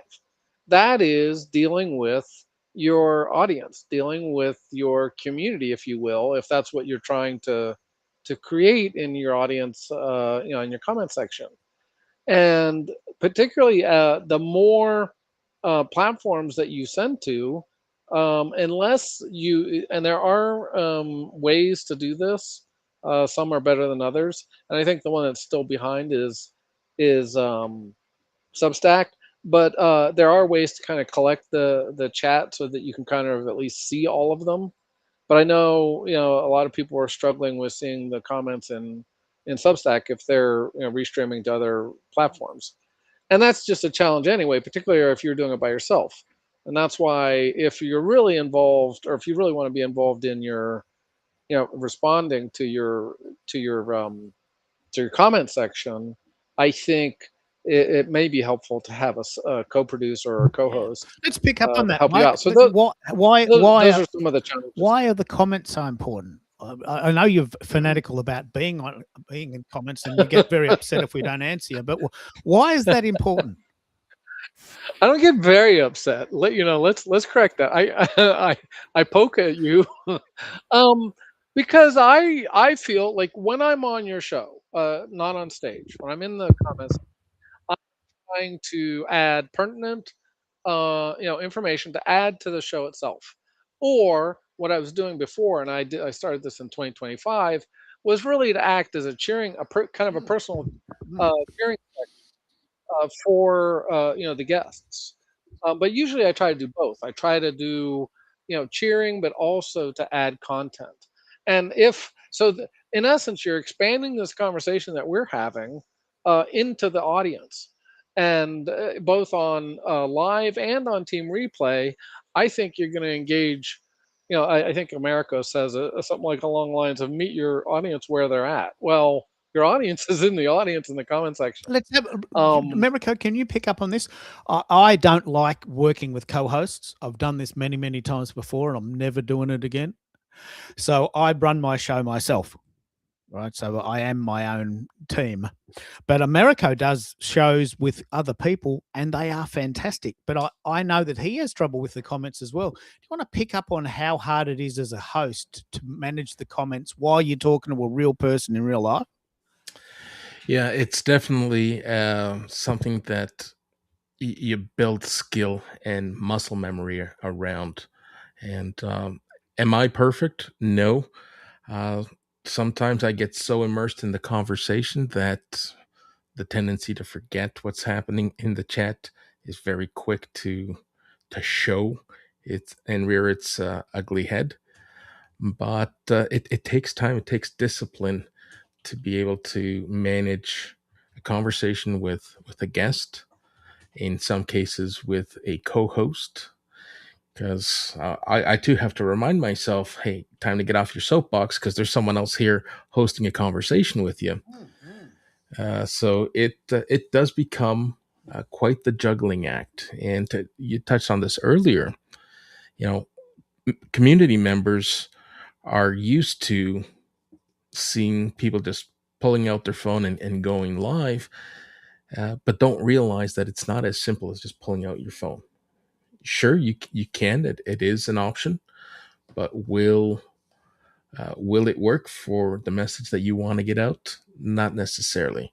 Can you engage in the comments? Like if I were to jump into, let's say, an Instagram live or a TikTok live, you see some great content creators who have huge followings.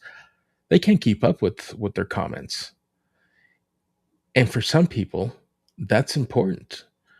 Engaging in the comments is extremely important. So if you're just showboating and you're just feeding your own ego and you don't care about what's being shared in the comments, yeah, it becomes a little easier.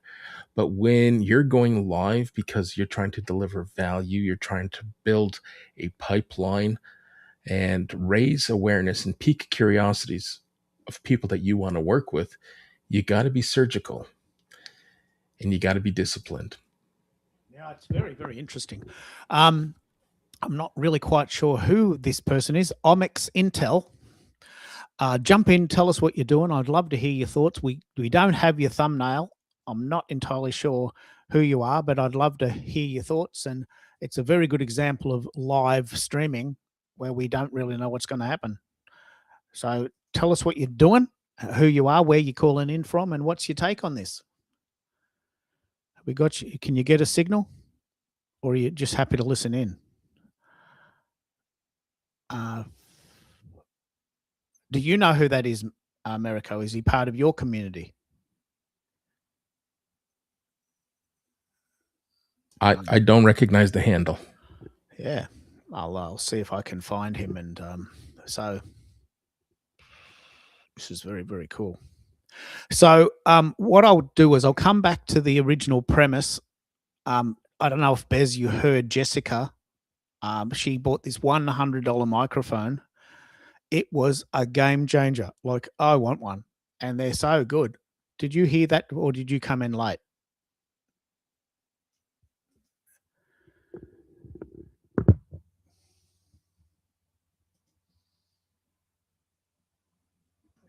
So Omex is going to come in. What up? Are you there, Bez? Did someone call you? Are you listening?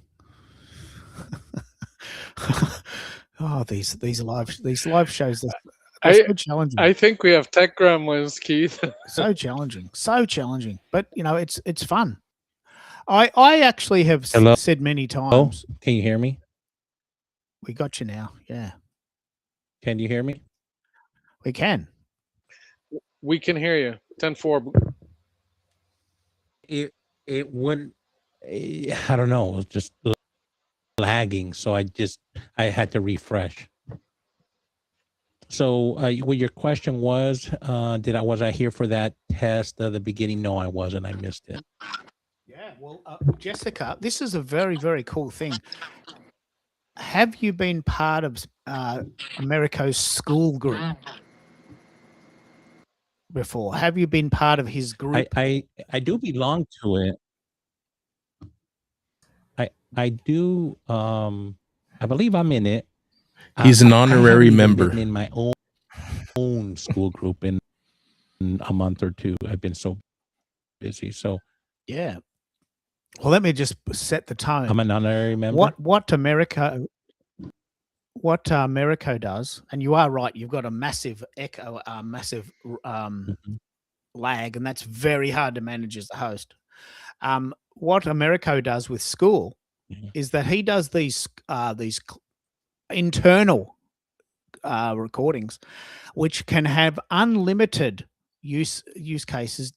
Given that you've got a school group, I might throw to Americo to talk about this, and we'll try and see if we can get Omi in.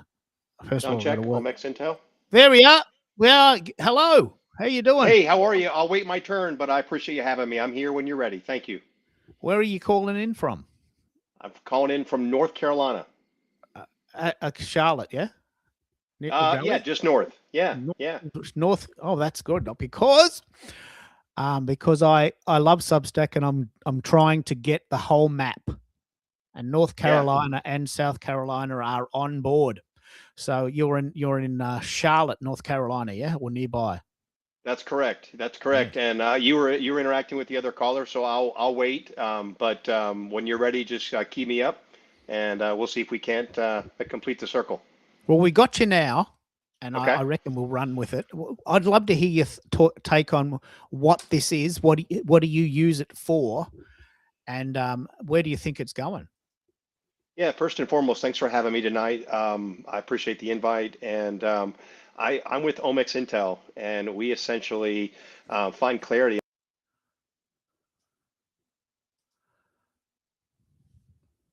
Oh, we've lost the signal. I think you're listening to Dalek FM. What is your internet speed? I think we've lost the signal. Isn't that terrible? We went to all that trouble, Americo. We went to all that trouble. We got him calling in from North Carolina, and we lost the signal. Can you believe it? Or did I lose the signal? Can you still hear me? Yeah, I can hear you. Yeah. Yeah, today's a bad day for I can hear internet. you. It's A lot of very tech bad. gremlins. This is an incredibly challenging thing. Yep. Remember, Bez? What's going on? Yeah, I'm here. You got. Can you hear me? You're in rural Georgia, aren't you? So we can hear you, Bez, but there's a huge lag. Do you want to check your internet speed? Is rural Georgia? Yeah. Rural Georgia a sort of an internet dead spot or something? No. I actually have 500 megabits run. It just I got to check out one on. Actually, Did I you may hear me? need to read it. There we in are. a few You're days, back. so maybe that's it. Yeah, where did Did you Yeah. you went into a tunnel or something? Yeah. me? Yeah. We lost No. What did you hear last? you. North Carolina. Oh my gosh. Well, I was explaining. Real quick, I'll reiterate it, is that I think Substack is a vital community because of the live interaction. And you bring up a good point. It's hard to manage being a host, a co-host, and managing the live. But the live, it brings in an emotional connection. A lot of people aren't going to write their way to the top, but they are going to communicate their way there. And they're building two things. They're building a community and a framework to get there. Are you part of Americo's community too? I'm not sure what that is. Do you use School? Have you heard of School? I have used it, or I have heard of it. I have never used it. No, sir. Yeah. So what Americo's done, and this is a great segue. What Americo does is he's taken what we're doing here, and he's asked the question, well, look, if you're having trouble with your tech, why don't you come over to School, which is an internal, not external community, and we'll practice.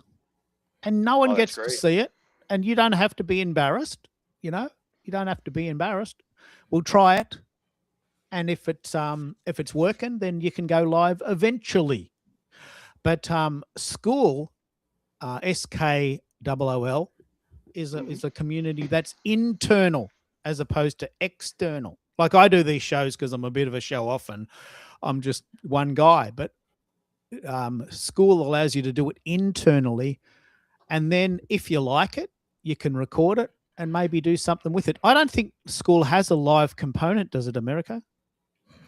It has a live component, but if you wanted to broadcast outside of the school ecosystem, you have to use Google Meets or Zoom, and so it's still a meeting platform that you're connecting to. You cannot use an RTMP feed to send it to social media platforms. That's why, in instances, I will use and leverage my YouTube channel to bring in community members and non-community members from the outside for some events so that they can experience, and it helps me promote the community. I dropped the community link in the private chat. Feel free to take a peek. And if You're almost up to 150 now, aren't you? 150 members. I'm at 148 members. Yes. Yeah, that's very cool. Mike, I would love to know what you thought of last week's school show compared to this format. I'd like, because you're part of both. How do you see them and how do you compare them? I'm trying to remember, America. Were you using Restream? Can you restream school? That particular episode was hosted on school exclusively. Okay. It was then repurposed to Substack, and I think it was just Substack. I didn't push it anywhere else. I would say again, I think I've mentioned this to you before, Keith. One of the reasons I like school is the community aspect and what I call textual permanence, meaning once I leave the stage here, the studio, I can't see what was, like, for instance, what was in the private chat anymore. So there's no continuity. And then in some cases on YouTube, you actually lose the live comments. So then all of a sudden you lose like half of your content as far as comments, both private and audience. So and that's one of the reasons I like school, is that community building, and that like basically you start a thread and then people can chip in on your subject for as long as they want, but then that's there for until America deletes it. So it's there in perpetuity. Yeah, Um, I can see the point. So What you did can. it feel like to you to do that school show as opposed to this format? Because school, I mean, it was a great show. It went for 2 hours. We could get the transcript. We can do everything. We got all of the choices, didn't we? Yeah, I mean, that's the other thing. I think that if you can grab, if you can repurpose, I don't know if there's a huge difference between repurposing that and then repurposing Restream. And we keep on going back and forth on this, Keith. I think you're more interested in what I call broadcast, which is just pure live, as opposed to live and then what I call team Restream or replay. I think that content can have quite a bit of life, and I think America thinks the same thing. That when you repurpose and team Restream, because I mean replay, there's a number of people just for whatever reason couldn't make it to the show, right? Timing, conflicts, whatever. But the show goes to YouTube. Why isn't that enough?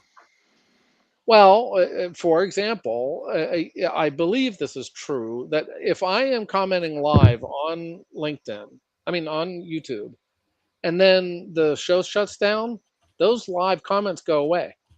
So in essence, you lose all that content.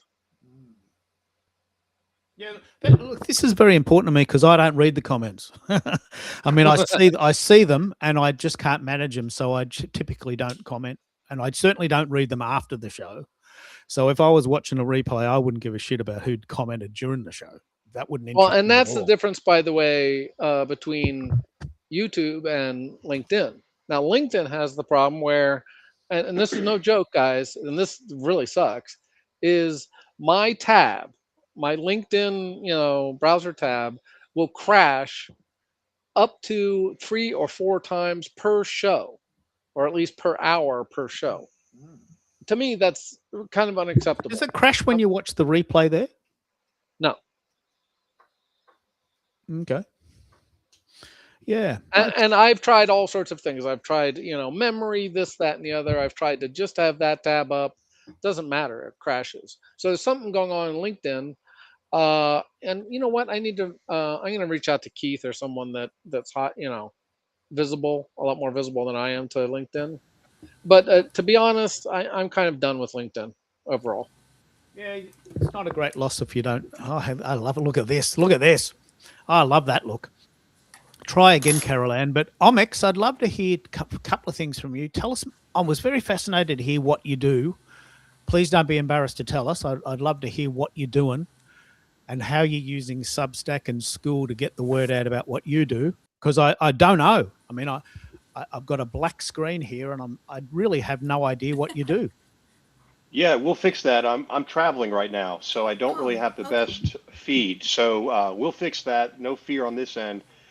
We are a strategic advisory firm, and we work anywhere in spaces of conflict, heavy noise, tough decisions, professional athletes.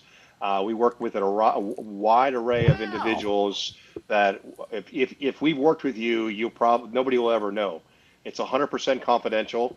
We don't advertise our logos of brands we work with or anything. All I can tell you is that we are new to the digital world. We've done everything for the last 3 decades in a different, a traditional sense, so to speak.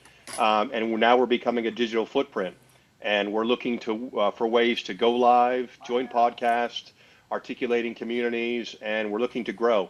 And not grow as in numbers, but grow as in learning new people and different perspectives. Well, I love this, and I'm so pleased that we've stuck with it, because just imagine, as you can just try and put yourself in the seat of the host. I get this blank screen. I understand. I have no idea who you are, right? So my gut feeling is, well, who's this? I mean, We're the ghost behind the curtain. We try to make the magic happen and nobody sees us. And that honestly, I know you're saying that, but that's really what we do. We operate in people's lives that are not in their daily lives. And that supplement, call it what you like, is very valuable. I agree. The 100%. idea of being able to have coaching without anyone knowing is very, very important. What I'd love to hear from you is, what do you think is the main difference between Substack and School? Substack is an external arrangement. School is an internal. They work together. I'd love to know how you think they might work together in what you do. Yeah, I don't know the names, but there was a gentleman that just spoke about the notes and the ongoing stream. Sometimes we cut and paste them. So right before we end the live, we'll do a screenshot and we'll capture what we've missed, or if we didn't address something, we'll try to go back and articulate that. With regards to School, again, you brought it to my attention. I've heard about it. There are so many noise platforms out there. It sounds like School is not a noise platform. It sounds like it's an internal community where people can be themselves, be safe. They don't have to worry about things. That's very attractive to a lot of people that I know and work with. And I think also that Substack, I don't know if you heard earlier, I think we were cut off a little bit, but we haven't grown by writing. We've grown by interacting with lives and interacting with, because our curiosity is to find people that we're not alike.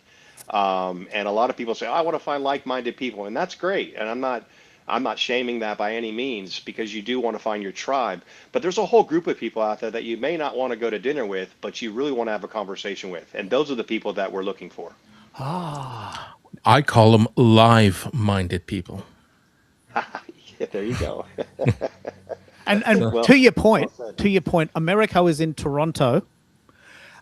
You're on my show, which is in Australia, and you're in North Carolina. Now, Oh my when in the gosh. world would you ever have got those people at the dinner table together? Never. There's no Never. way. And you might have met them on a plane. You could meet them at the airport, but chances are we would never have met in real life. Don't you Yeah, and I think that's think an that's the greatest astonishing? that's the greatest part about technology. We're hating on technology in so many ways, and that gets in the news. But the real part that doesn't get in the news is that I've met people all over the world that are so unique and so valuable, not only to a monetary situation because everybody's out to make money, but I've met some people that are really intriguing and really have some foundational principles. Because in my line of work, we're always looking for new perspectives, and if you're not willing to look at other perspectives and from other parts of the world, you're just absent. And if you're absent, you can't really advise properly. Oh, I love this discussion because it is a global community. You want to pick up on this, America? I don't think you are connected to we are not this, connected. but I've I good am good stuff. I am salivating here. I am looking at the Substack account, uh, Omex Intel. Just want to make sure that I'm connecting with It's a the tiny right. one. It's 103. We just crossed over 103, but listen, 90 some days in, and it's 100% driven by live interaction. Don't you just love that? That's music to your ears, isn't it, America? You It know what is. we're talking about. When we talk live, we get things done, don't we? We have deep discussions because we open up. We're not reading something from someone that's written it. I'm not a reader, so I don't read anything. But we have discussions. We talk about things. We pull it apart. We examine the consequences. Bloody brilliant. Bloody brilliant. I'm so glad you joined. Thanks for having me. It's interesting you're talking about how things are experiences. Is I didn't know where to start when I got on Substack. I'm 51 years old, been in business my whole life, bought, sold, all different stuff from 0 to 1, all that kind of stuff. Been in so many different industries. I was an airline pilot for a major airline for 7.5 years. I mean, I did a lot of different things, and the whole point of Substack was to explain and to help people get some real concrete stuff. And I started joining rooms I didn't belong to. And I found communities. I'm friends with the first person I ever went live with. And I say friends, I've never met the person. It's all digital. But all I do is want to support him. He wants to support me. And it's just evolved from there. And I think that could only have happened by live interaction. How do you think the sites play together? I want to pick up on. I noticed that you've got a Twitter account, an X account. I'm not sure if you're on LinkedIn. Do you think the No, sites? I was hacked on LinkedIn. I went to Europe. I was working in Europe, and my LinkedIn my LinkedIn site got hacked. I pulled it up. It was in Arabic. I sent an email out, and it just disappeared. So I don't have a LinkedIn presence. We used to, but we don't have one anymore. And Twitter X is working for you? Yeah, X is a good spot. Yeah, I mean, we're not after followers. We're after exchanges and thoughtful exchanges. And some of our dynamic, gets into geopolitical stuff. So X is a good place to start your research. And I say start very, very poignantly because that's not the final place to evaluate anything. Yeah. Oh, this is brilliant. Um, I think Carol Ann's still trying to have a go at getting in. Do you want to have a go, Carol Ann? Have we got you? Did you get your computer working? Hey, Finally. hey, look at that. We love you. Yay!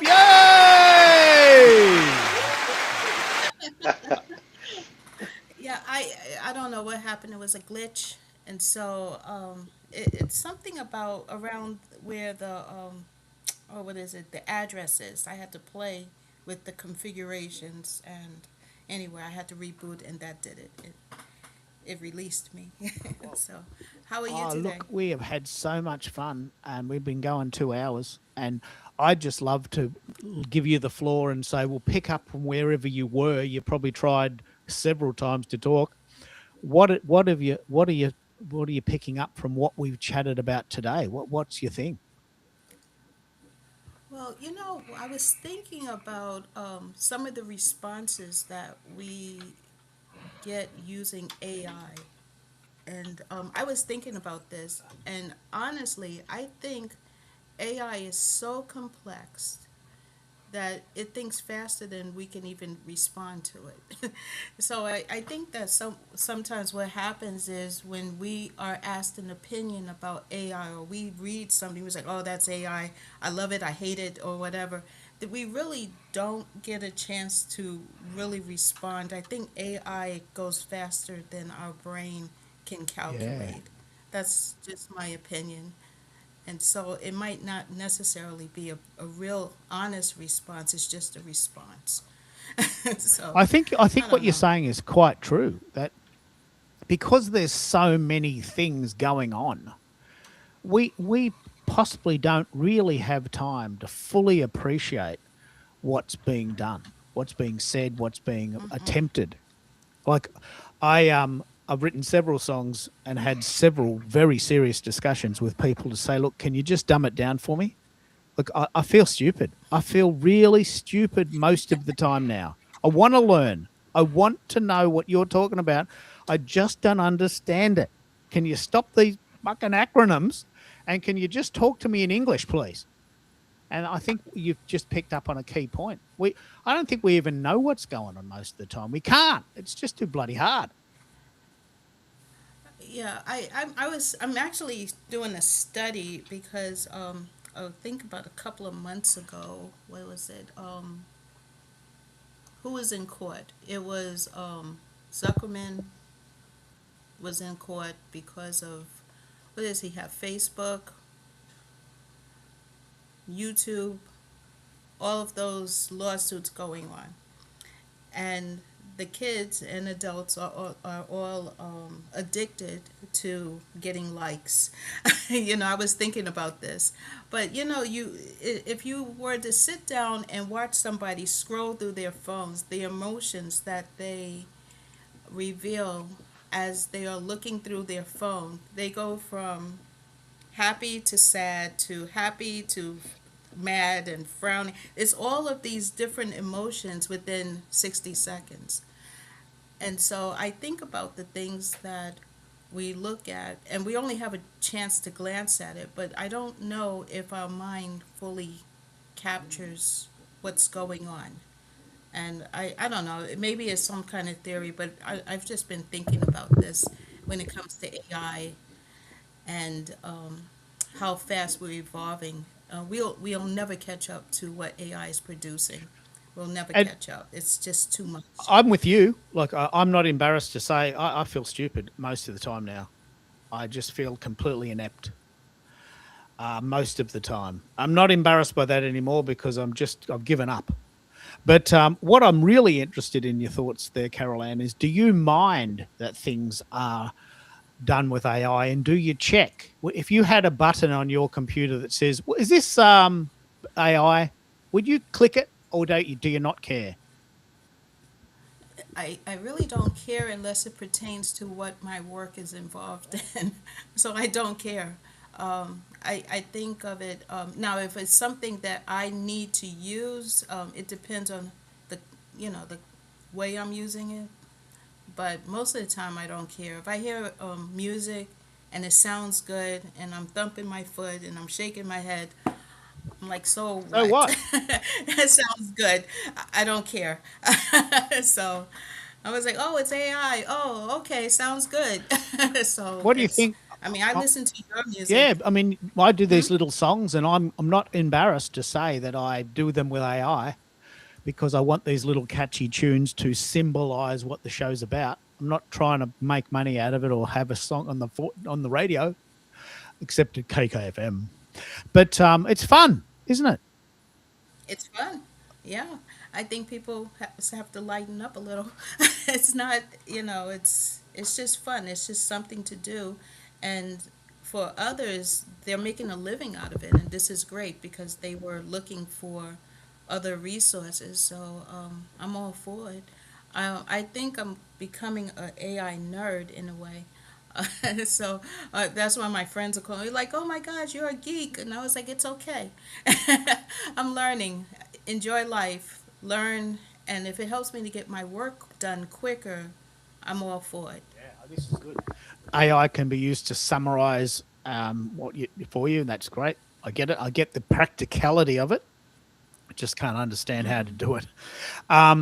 What I'd really like to hear from Omics is, what have you heard of this tendency now for several sites, Substack, LinkedIn, to have a button that says, "Was this created by AI?" And in brackets, "Do I really care?" Have you heard of this sort of trend now, and what do you think of it? I think I think that at the end of the day, AI is a tool. I think you can understand slop very quickly. But I think if you're using AI, and let's say you're not the best writer, or maybe you don't spell and you don't put things together well, I think it opens the door for a whole world of people to communicate by utilizing AI to craft and essentially choreograph a message. So whether it's identified or not, taken in grain, I think the reader is going to become more of the qualifier as to if AI is essentially a tool or a replacement. And I think you'll be able to figure it out very, very quickly. But if AI is being used in order to facilitate a crafted idea, so be it. Let's use all the tools available to us. Yeah, well, I think it's very important because we've said, many of us have said, look, I don't think you can keep up. And I'll give you an example of how I do it, which is why I'm persevering. These shows, as you know, they go 2-3 hours. And some people say, mate, I can't come to the show. Have you got a replay? There is a replay on YouTube. There's a replay. And you can watch it. Oh, mate, I don't want to watch 3 hours. So this is the reason I joined Substack. I joined Substack, get the transcript, and I create an article that highlights what we talked about, the essence of the concept. And I'm very proud of that. I've got 128 articles, and most of them get 500 views. Right, they get about 10 times more views than the video do. Right, so that's a conduit for the people who can't come to the show to get a bit of a glimpse of what we talked about. I don't want to give them everything because I want them to come to the show. I mean, I want people to come to the show, but I understand that a lot of people can't. But that's what I want. I want people to come to the show and have these Brady Bunch moments. Right? I want these Brady Bunch moments. I don't just. So that's why I didn't like Substack Studio. Like Substack Studio was 3 people max, and no one else can join. And I just do not resonate with that model. So how does the dopamine, serotonin get released if you're not live? So it's something to archive what was discussed, but it's another to interact. I think if the reader or the listener in this case can ultimately make a point. I mean, if you look at another world, say YouTube, and they've got these sleuthers that are investigative journalists, okay, and they're out and they're doing things. The reason why those people are so addicted is because the host is constantly acknowledging their gifts, their comments. It's a dopamine rush, and people get it almost to the point where they're TV shows. And if you can create that with a written follow-up and interaction, I think video interaction at this case is the way to go. You definitely are doing something tonight that this is my first time ever here. I didn't know any of you coming into the room, but it's a collaborative, and none of us know each other. You mentioned earlier about the black screen, but the real thing we're here is the dopamine and serotonin to be recognized and to be validated of our principles and our concepts. Oh, And man, you're that's the talking my juice. language. I want to share something, and then I want to give everyone a turn at this. Sure. Substack has an incredible dopamine producer. Like, I know because I'm doing it every day. I wake up and the first thing I do is I check my Substack like 10 to 7. So I know Substack is just dopamine rich. And the way they do that is that when you write an article, you get views. Right? Now, that in itself is not dopamine producing, but the app creates a graph, right? So you create an article, it has 50 views, and then it goes flat. Oh, no, it goes flat. Try something else. Try changing the title. Another spike. Dopamine, dopamine. Then then it goes flat. Change the image. Change the SEO. Change the hyperlinks. Right. I'm exaggerating to make a point. So there is possibly a dopamine hit in writing, but it's a bloody good question. If you write an article, how can that possibly compare to doing a live show? What do you think? America, do you want to pick up on that? Like, what do you think is there a possibility that writing an article could produce a dopamine effect? Absolutely. It goes back to the statement that I keep making: meet your community and your audience where they're hanging out. So we are in a dopamine rich environment at the present time, but there are people who aren't present, who get their dopamine fix elsewhere, who get their information elsewhere. And we redistribute this conversation and summarize it in long form content and in short form videos to meet those people, to feed their dopamine addiction. I do the love same it. thing, right? I love I do the same thing. I spend and center my live presence across 3 platforms. I multi-stream to LinkedIn, YouTube, and Substack. Those who show up live get to engage and immerse themselves in a live experience. They get to be part of the conversation. There are instances where, and I could tell you hands down, you're better at it than I am.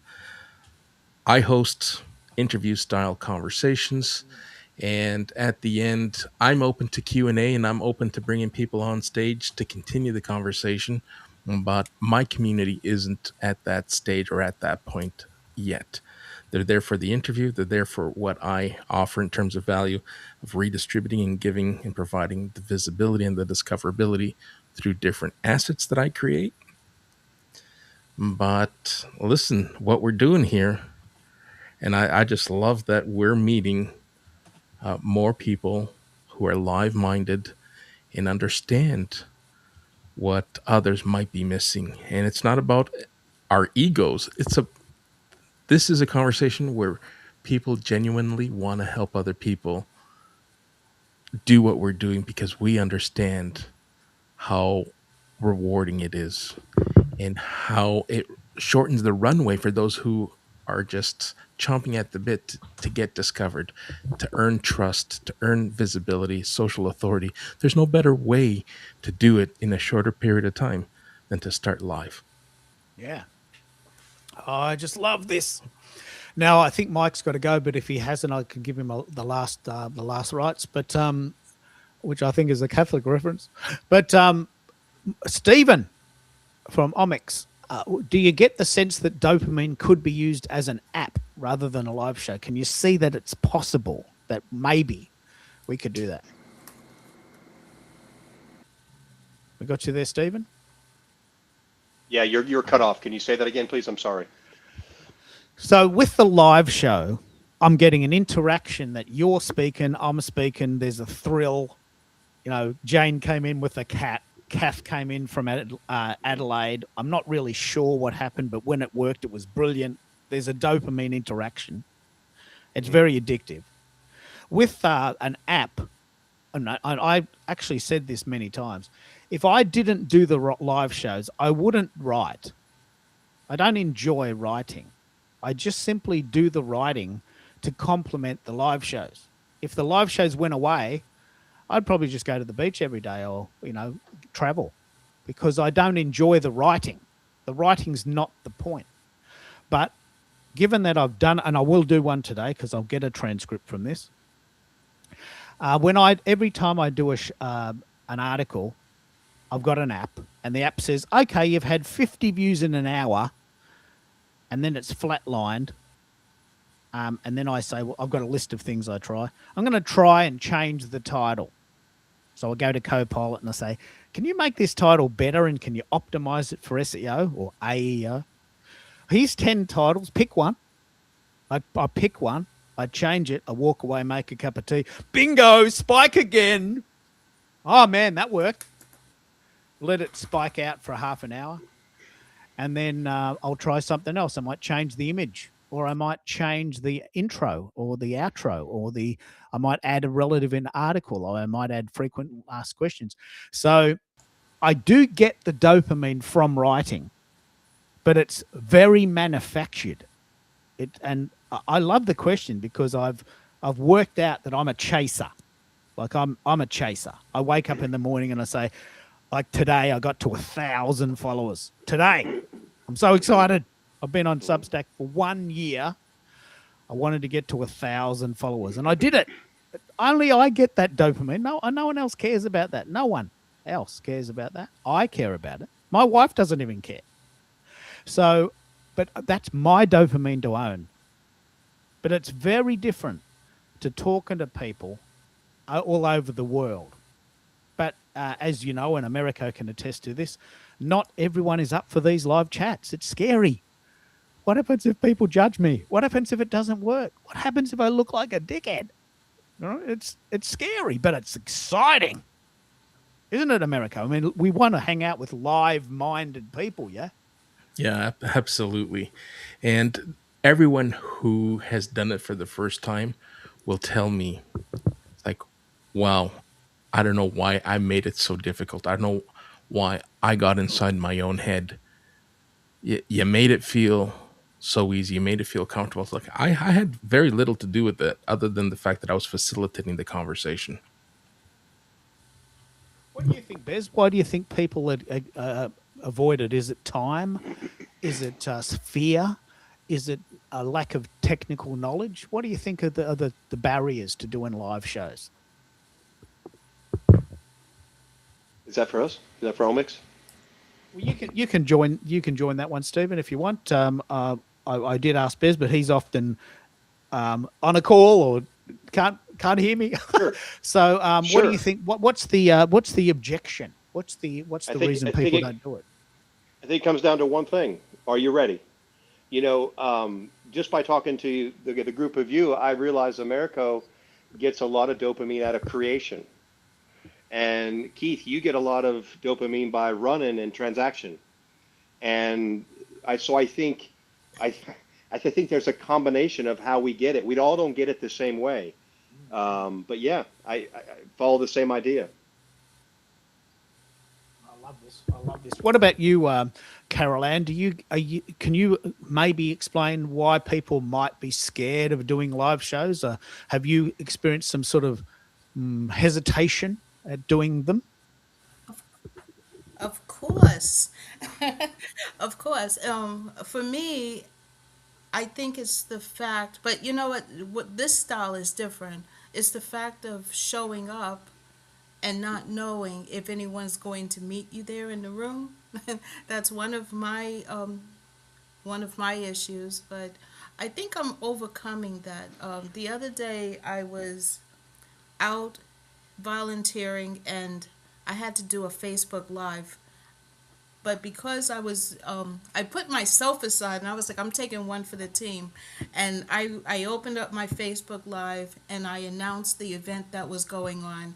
And guess what? I got about 500 views from that. And I was like, oh my gosh, okay, I'm getting a step closer to opening up a Substack or opening up even something like this on what is that, Substack or School. You know, so I'm feel like just because I did one exercise, it opens the door. It's like, oh, okay, I got that. But there is a dopamine in that because when I got those views, and they're commenting, hey, how you doing? And I was like, oh my gosh, that's because they saw me and they probably haven't seen me for a couple of years, and so now my confidence is up a little bit, and I'm very excited about that. So yeah, fear is the one thing for me, and really just getting over myself, just putting myself to the side, and realize that there are people out there that need what I offer, and and how I can help them as well by showing up. So I think what you've that's just what said there is the essence of why I do audio only mode. There's a couple of things I want to morph into now, but I've decided that I want to be the guy that sticks up for the people that say, I don't want to go on video. You're not wrong. You're not slack. You're not a wuss. You just don't like it. I don't like Pumpkin. I don't like reality TV. I don't like Madonna. You know, I don't like that. And that's okay. And I want to be the guy that says, you know what? If you don't want to go on camera, you're not scared. You just don't want to. And I'm there for you. So I've created an audio only platform, if you like. Now, there might only be a few people that are interested in that, but it's my idea. No one's doing that. And I'm pretty proud of that. But what I wanted to mention as a sort of way of morphing, and this is, I'm very interested in your thoughts here, Stephen, is I really love a concept called blue ocean strategies as opposed to red ocean. Right. Have you heard of this, Stephen? I have a little bit. Yeah, absolutely. Yeah. So I'll set it up and then I'll throw to you. So a friend of mine in New York said, I really want a YouTube channel. Well, have you got a No, I haven't done it before. I said, YouTube is 20 years old. Like, what do you think of the chances of you starting a YouTube channel in 2026 and making it pay? You might be lucky. But everyone in that I know has got a YouTube channel and everyone's getting 10 views. What's the point of that? That's a red ocean strategy. A blue ocean strategy might be, you know what? Have you ever seen someone doing an audio only show? Nah, you don't see them. That's a blue ocean strategy. The chances are I'm probably wrong and that no one wants it. And that's okay. But the blue ocean strategy puts yourself out there in an area no one's done before. And if it takes off, you own it because you thought of it. Is that your interpretation of blue ocean, or how do you think of it, Stephen? I'd love to hear your thoughts. Yeah, it comes down to authenticity, right? So you can have the deliverable, you can stay busy, you can play the game, you can work an algorithm, but in reality, it has to convert, it has to be worth something. And I'm more of a red guy. I think in red oceans, you create something for an environment and try to attack as much authenticity to it as you can. Okay. No. Well, let's play the red ocean. What's the advantage of the red ocean? Everyone's doing it. People are familiar with it. You don't have to explain yourself. I have to explain myself like every day. So if you started a YouTube channel, everyone in the world, including my 90-year-old dad, has heard of YouTube. They know what you're talking about. You don't have to explain yourself. But how do you stand out? Unfortunately, society has created this idea that you need to be authentic, but really put yourself out there, as in you're committed to that's who you are.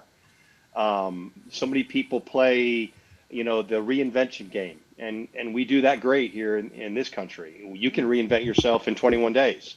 But realistically, in the strategy that wins is you're all in. You're all in and until you're all out. And that's what people are really committed to, that somebody has made a commitment to just literally do all that. And they don't even have to be that good. They just got to be all in. Yeah, I love this.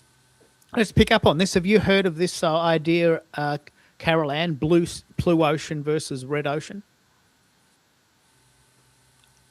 I haven't heard of the term, but I do know that there is on YouTube, I've been seeing these older women coming out and just speaking on their experience, and they're actually, maintaining the audience, and they're getting awarded by YouTube. And I was like, wow, they just started, and they are talking about how in less than 100 days they what is that word? I'm very tired.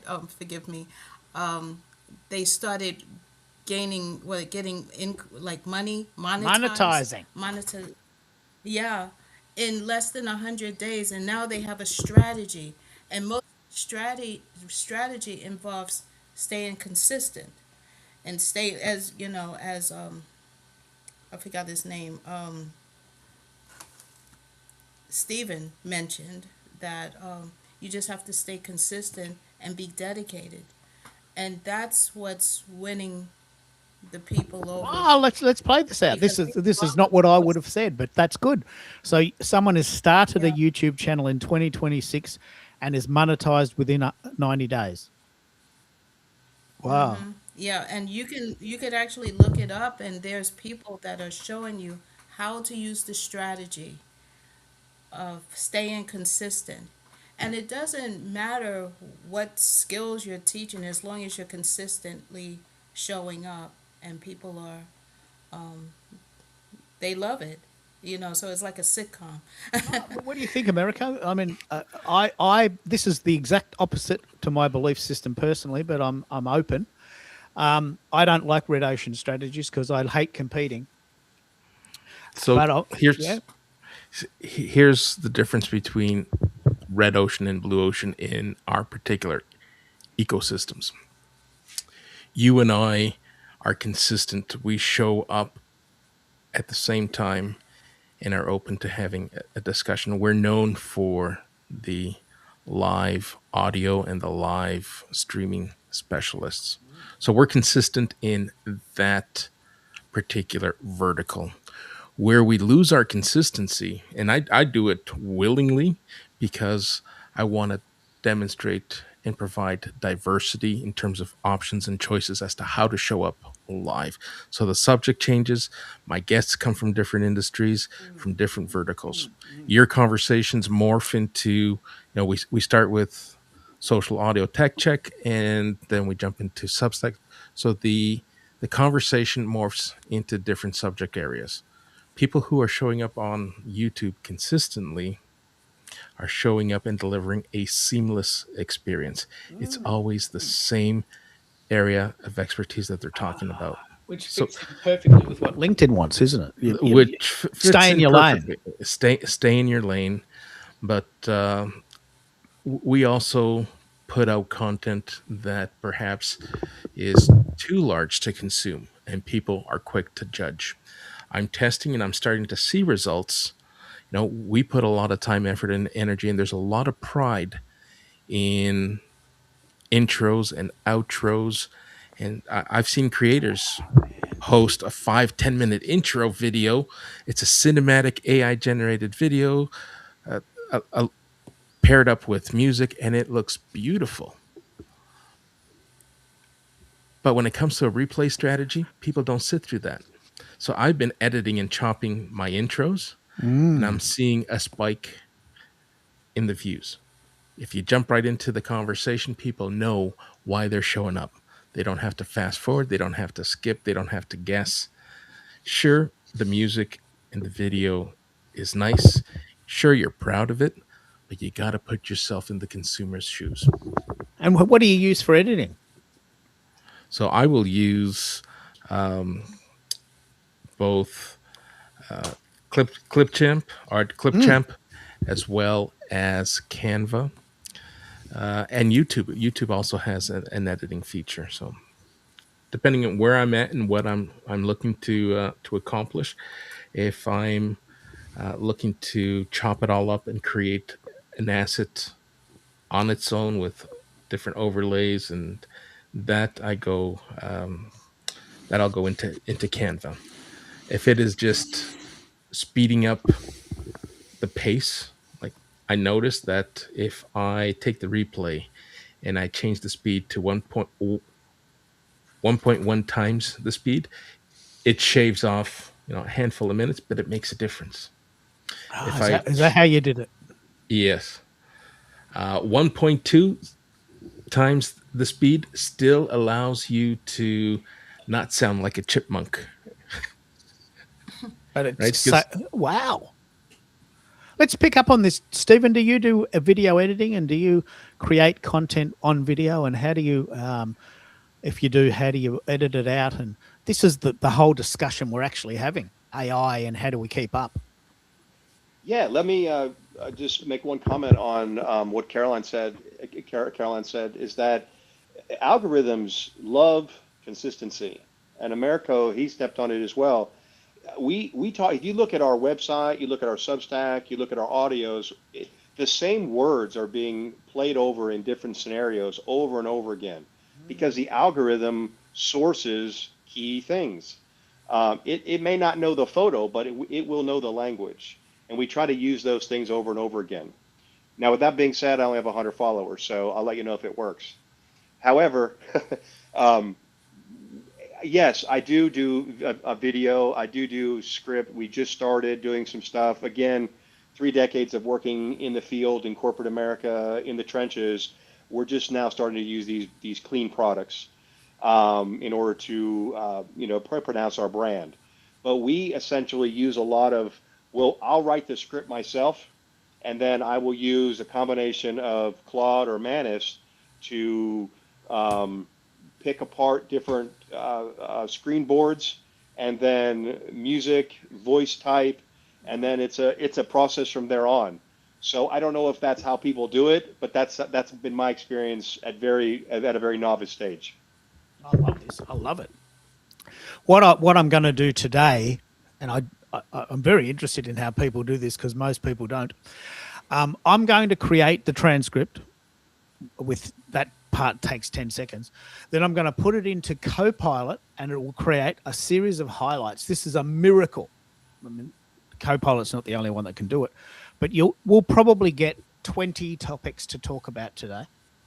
I'll pick one and I'll make a blog post out of it. And that'll be my contribution to my community to say, look, you couldn't come to the interview, but here's the essence of what we talked about, or at least one part of it. I'll also send this to you and you can create articles. And so from these 2-hour shows, which are great unto themselves, we have these assets. And so we tried this last week. Americo and I were on a show on school, which went 2.5 hours. We got the transcript from that 2.5 hour show. We had 14 topics we could have picked. I picked one. It had 400 views. I sent it to the other guests. And guess what they did with it? Nothing.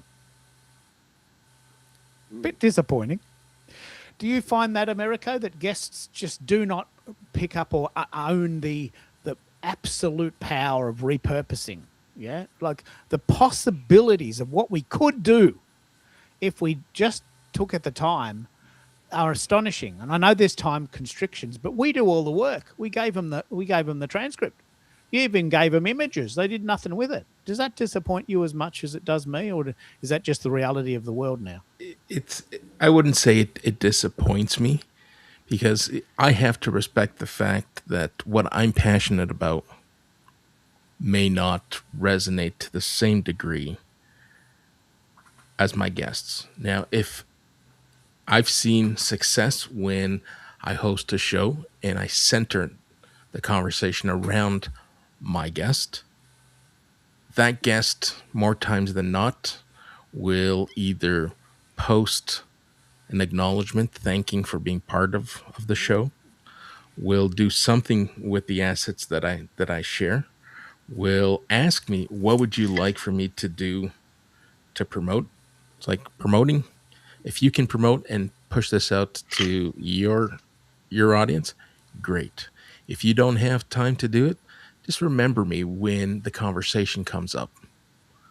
If someone asks you, right? Because do you know someone that? Yeah, do you know someone? Or someone might ask, hey, I caught a glimpse of your show, and I want you to be excited about it. Now, I can't hold them to account, and I can't control, and I've become better and better as I age at letting go of things I can't control. I can ask for them, but if they don't get done, I have to respect the fact that there are reasons why they didn't get done.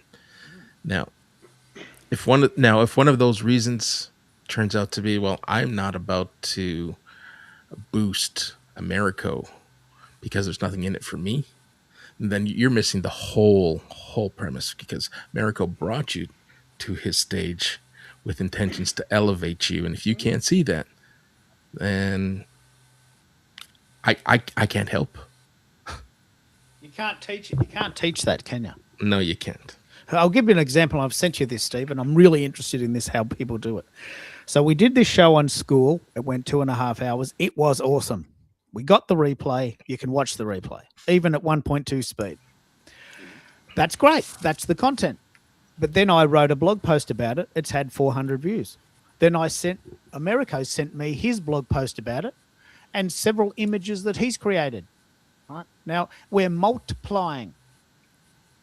We're multiplying that one piece of content, which went 2.5 hours. That's 2.5 hours of our time into the void, walk away. That's what most people do, just walk away. But we took it. We made an article out of it. Americo wrote an article about it and some really cool graphics. I hyperlinked to his article. He hyperlinked to my article. So we're multiplying. Right, now, this is what we do. This is actually the essence of what we teach. And that article just absolutely perfectly illustrates what we're talking about, doesn't it, Americo? That was a great show. It was a great show, and I'm trying to amplify my voice behind the message and provide more clarity around visibility and discoverability. And everyone's talking about visibility. It's trending on LinkedIn, and marketers and everyone who's a guru now is talking about visibility. But if visibility is derived solely from your contributions, your posts, and you telling the world how great you are, when someone goes looking to work with you, there's no other sources or mentions from third parties. Yeah, there's no reviews. There's no independent. To support how great you are. And that's what I'm building. I'm building a stage where I'm that third party. Like, I'm not Forbes, but I can produce content that will hyperlink to your offer, that will get you the mentions and the notations as a third party. I am now a second source, and it's no longer just you marching to the beat of your own drum. There is now a third party entity that is telling the world how great you are and the value that you bring. I love this. I love this idea, and you're providing a very, very, very valuable service. Have you heard of this stuff, Stephen? Are you sort of getting a sense of how it all fits together now that we go on each other's shows and we support each other when we create graphics and we talk about everyone else, and that's really the essence. I hardly ever talk about myself. Yeah, it's wonderful, and it's what's missing, right? Americo says it well. It's a third option. But I'll tell you this: what's going to make it different than other shows? I mean, I look at it like a beach, and each of us are granule sand pieces on the beach. You know, what makes me pick that one versus that one? And the answer is Americo, or you and I, or whoever, Caroline. We just need to turn up the actual temperature gauge. You know, the thermostat. We need to figure out what temperature setting that needs to set on to not be too far, but not to be too less. There's got to be some kind of tension and a reason to join, a reason to figure out what's going to happen. If you watch it long enough and you watch it play out, the dopamine, and it all comes down to dopamine because that's why people stay for 2+ hours, is the interaction, the involvement, the community, but more importantly, the temperature. You know, are we at that 70-degree mark where we're kind of disagreeing? Americo and I are having a professional disagreement. He's getting a little tense. I'm getting a little tense, but we're professional. What temperature is that? That's how I would look at it. Yeah. There's got to be a little bit of friction, a little bit of movement. Has to be. Yeah. Yeah. Otherwise, I mean, we all know what this feels like. Here's me. I'm great. I've made $1 million. I've got a Lamborghini, and for $97, I'll teach you how to make $1 million. Exactly. Which is all just bullshit. Whereas Total if junk. Americo and I are talking, we amplify each other. I mean, Americo has a school community. I have a Substack community. They're different, but they complement each other. And they're bloody great. They're really good. I'm going to check out School. I haven't seen School, but I'm going to check it out. And I like what you guys are saying. And yeah, definitely, I'm getting ready to post something on Substack, so I'll include this if you allow me to. Yeah. Well, why don't we wrap it up? We've been chatting about 3 hours. What I'll do today is I'll create a transcript and a highlights reel. Let me know if you want those, and I'll send you an email. Remember email? I'll send you an email with those, and then I'll create a blog post about this as time allows, and I'll put it out there. And that's my contribution to the community, because not everyone can come. What do you think of the highlights, Stephen, of what you've talked about and what you heard while you were with us? Well, I jumped into this call not knowing any of you. I got a blind invite. I said, "Hey, I'm doing some work. Why not? I'm on the road," and I jumped in. And what a wonderful community, a wonderful group of insiders. And I think that nobody thinks alike, and I think that's what's going to make it bigger and better. We just got to make sure our temperature is high enough, and build a community around what you're talking about, so that people can't turn the cheek. They have to ultimately look inside and say, "What is that?" That's a very good segue to you, America. What do you think of the key highlights? You've met Stephen today, and we've had a good chat, haven't we? We have had an excellent chat, and every week we bring people together for the first time, and we help them visualize how easy it is to cross that threshold and lower your barriers of entry, and just, hey, we're just having a conversation here. We don't have to overcomplicate it. And that's what we did. We started with a fantastic opening that was focused on the show. We talked about some new audio tech and the benefits of tech, and that morphs into the different platforms, that morphs into the values that we bring. And Stephen touched on it.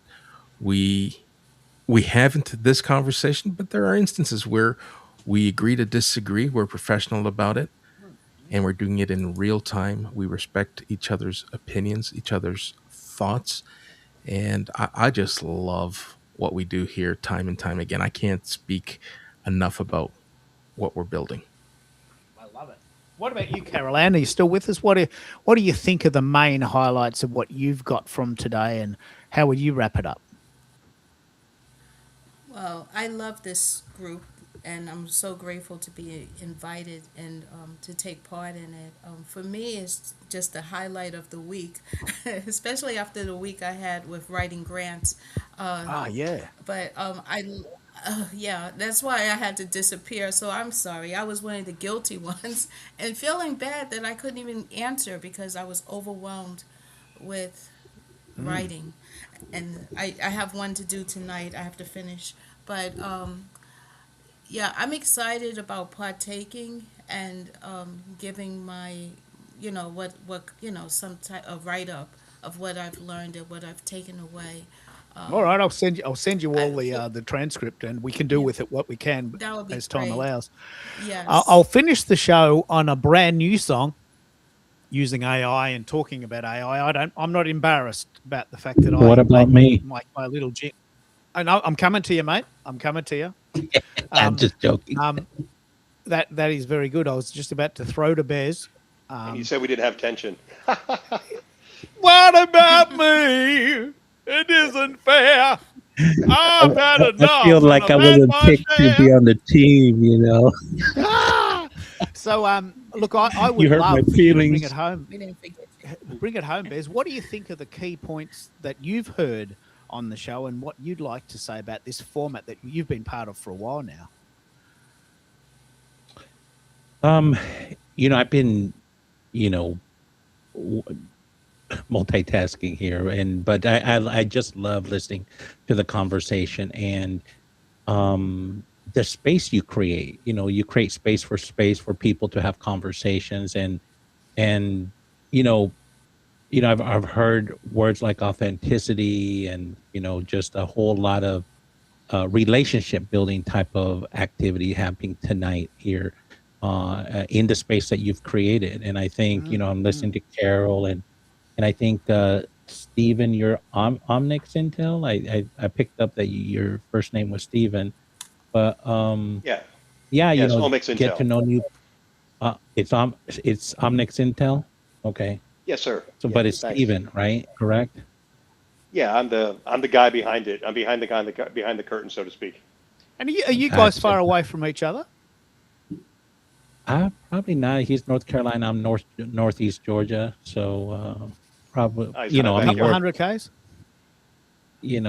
we're, I'd have to travel a little bit, but, hey, I traveled Another to Keithy Kansas going on City there? the other day for a whole week, Yeah. Huh? Another Yeah. Keithy But yeah, coming? anyways, it's just, You never know. But just a whole, Keith, thanks for opening this space. I always enjoy. You do a great job of moderating, and it's always great to see Americo. I, I wish I could be more involved in the content game, but I'm gearing up. I know I'm trying to create systems and processes so it does not bog me down. And then when I'll be excited to put content out, share stuff that you guys also do, because I'm horrible at that. But I'm horrible even at my own stuff, so don't take offense. Yeah. But No, yeah, you are very, very, very good yeah, at being in the real world. Never Well, take that for granted, mate, because I it don't just like happens. it. Never take that Well, for granted. well, That's your it's power suit. That's your superpower. I love to shake hands and kiss a few babies. I mean, that's who I am. And if I can't touch people, man, I'll go stir crazy. So Yeah. that's just the animal I am. So that's a power that you need to And acknowledge. just yeah, it's interesting. Just to end this off, that MySpace is considering making a comeback because of people are tired of the algorithms, and people are saying it actually might work. The crazy, MySpace. crazy world we live in. I was on MySpace.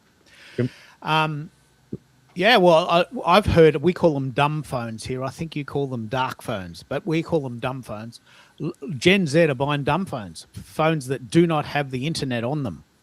You can't get the internet on a dumb phone, which means you can't get Facebook. And people are just using the phone as a phone. You want to call me? Call me. But don't put anything on Facebook, because I'm not seeing that. That's Gen Z. Hey, bring Yeah. back the pagers. If you want to get a hold of me, Oh, send man. me a beep, and I'll run to the nearest phone and call you. Do you remember that? Was that a thing? That was a thing. Yeah, Uh, I think everyone America was a drug needed- dealer then, huh? the pager. If you didn't have a pager, you just weren't one of the cool kids. Yeah, and a bag of money, obviously, in the on the boot.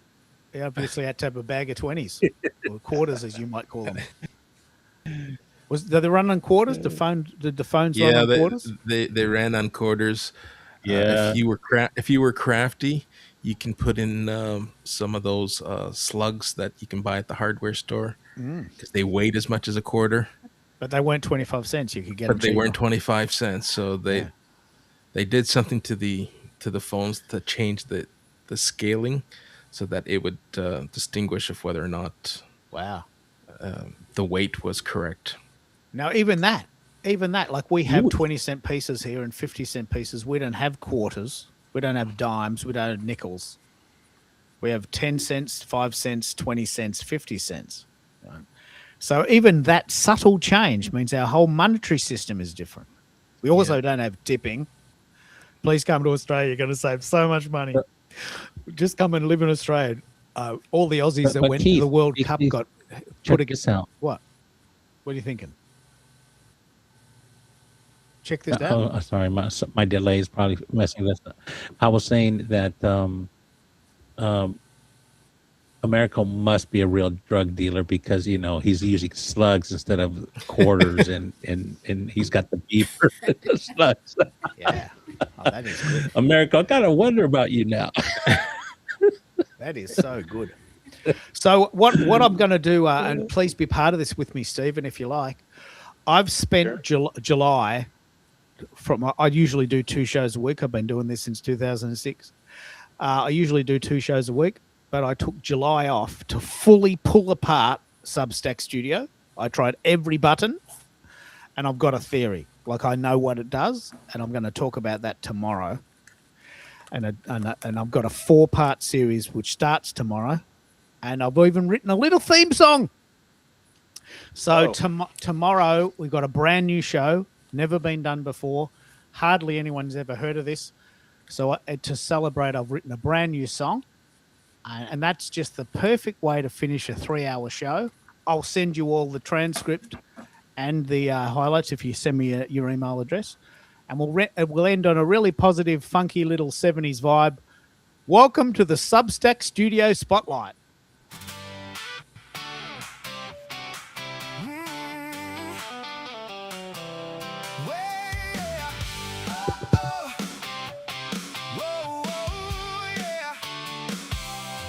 Welcome to the Substack Studio Spotlight. You can now create your own content any day or night. It's fantastic if your budget is really tight. Welcome to the Substack Studio Spotlight. Used to juggle apps all night, Zoom calls, edits, nothing felt right. Export this, but don't do that. Too many steps, too many hats. Now I hit record and breathe. Everything I need's in front of me. From my screen to what I say, it's all in one place. One click away, no more stress, no delay. I create my way. Welcome to the Substack Studio Spotlight. You can now create your own content any day or night. It's fantastic if your budget is really tight. Welcome to the Substack Studio Spotlight. Solo talk or bring a friend. Two more voices we can blend. Screen share for the things I show. Walk them through it nice and slow. Logo sitting in the frame. Watermark with my name. No more tools to complicate. Everything just integrates. Draft appears when I'm done. Creation just got fun. Sing it with me. Welcome to the Substack Studio Spotlight. You can now create your own content any day or night. It's fantastic if your budget is really tight. Welcome to the Substack Studio Spotlight. No more record, export, upload. That old workflow had to go. Now it's simple, fast, and clean. All inside one single screen. Desktop set, I press and play. Build my audience every day. From my voice to what they see. This is how it's meant to be.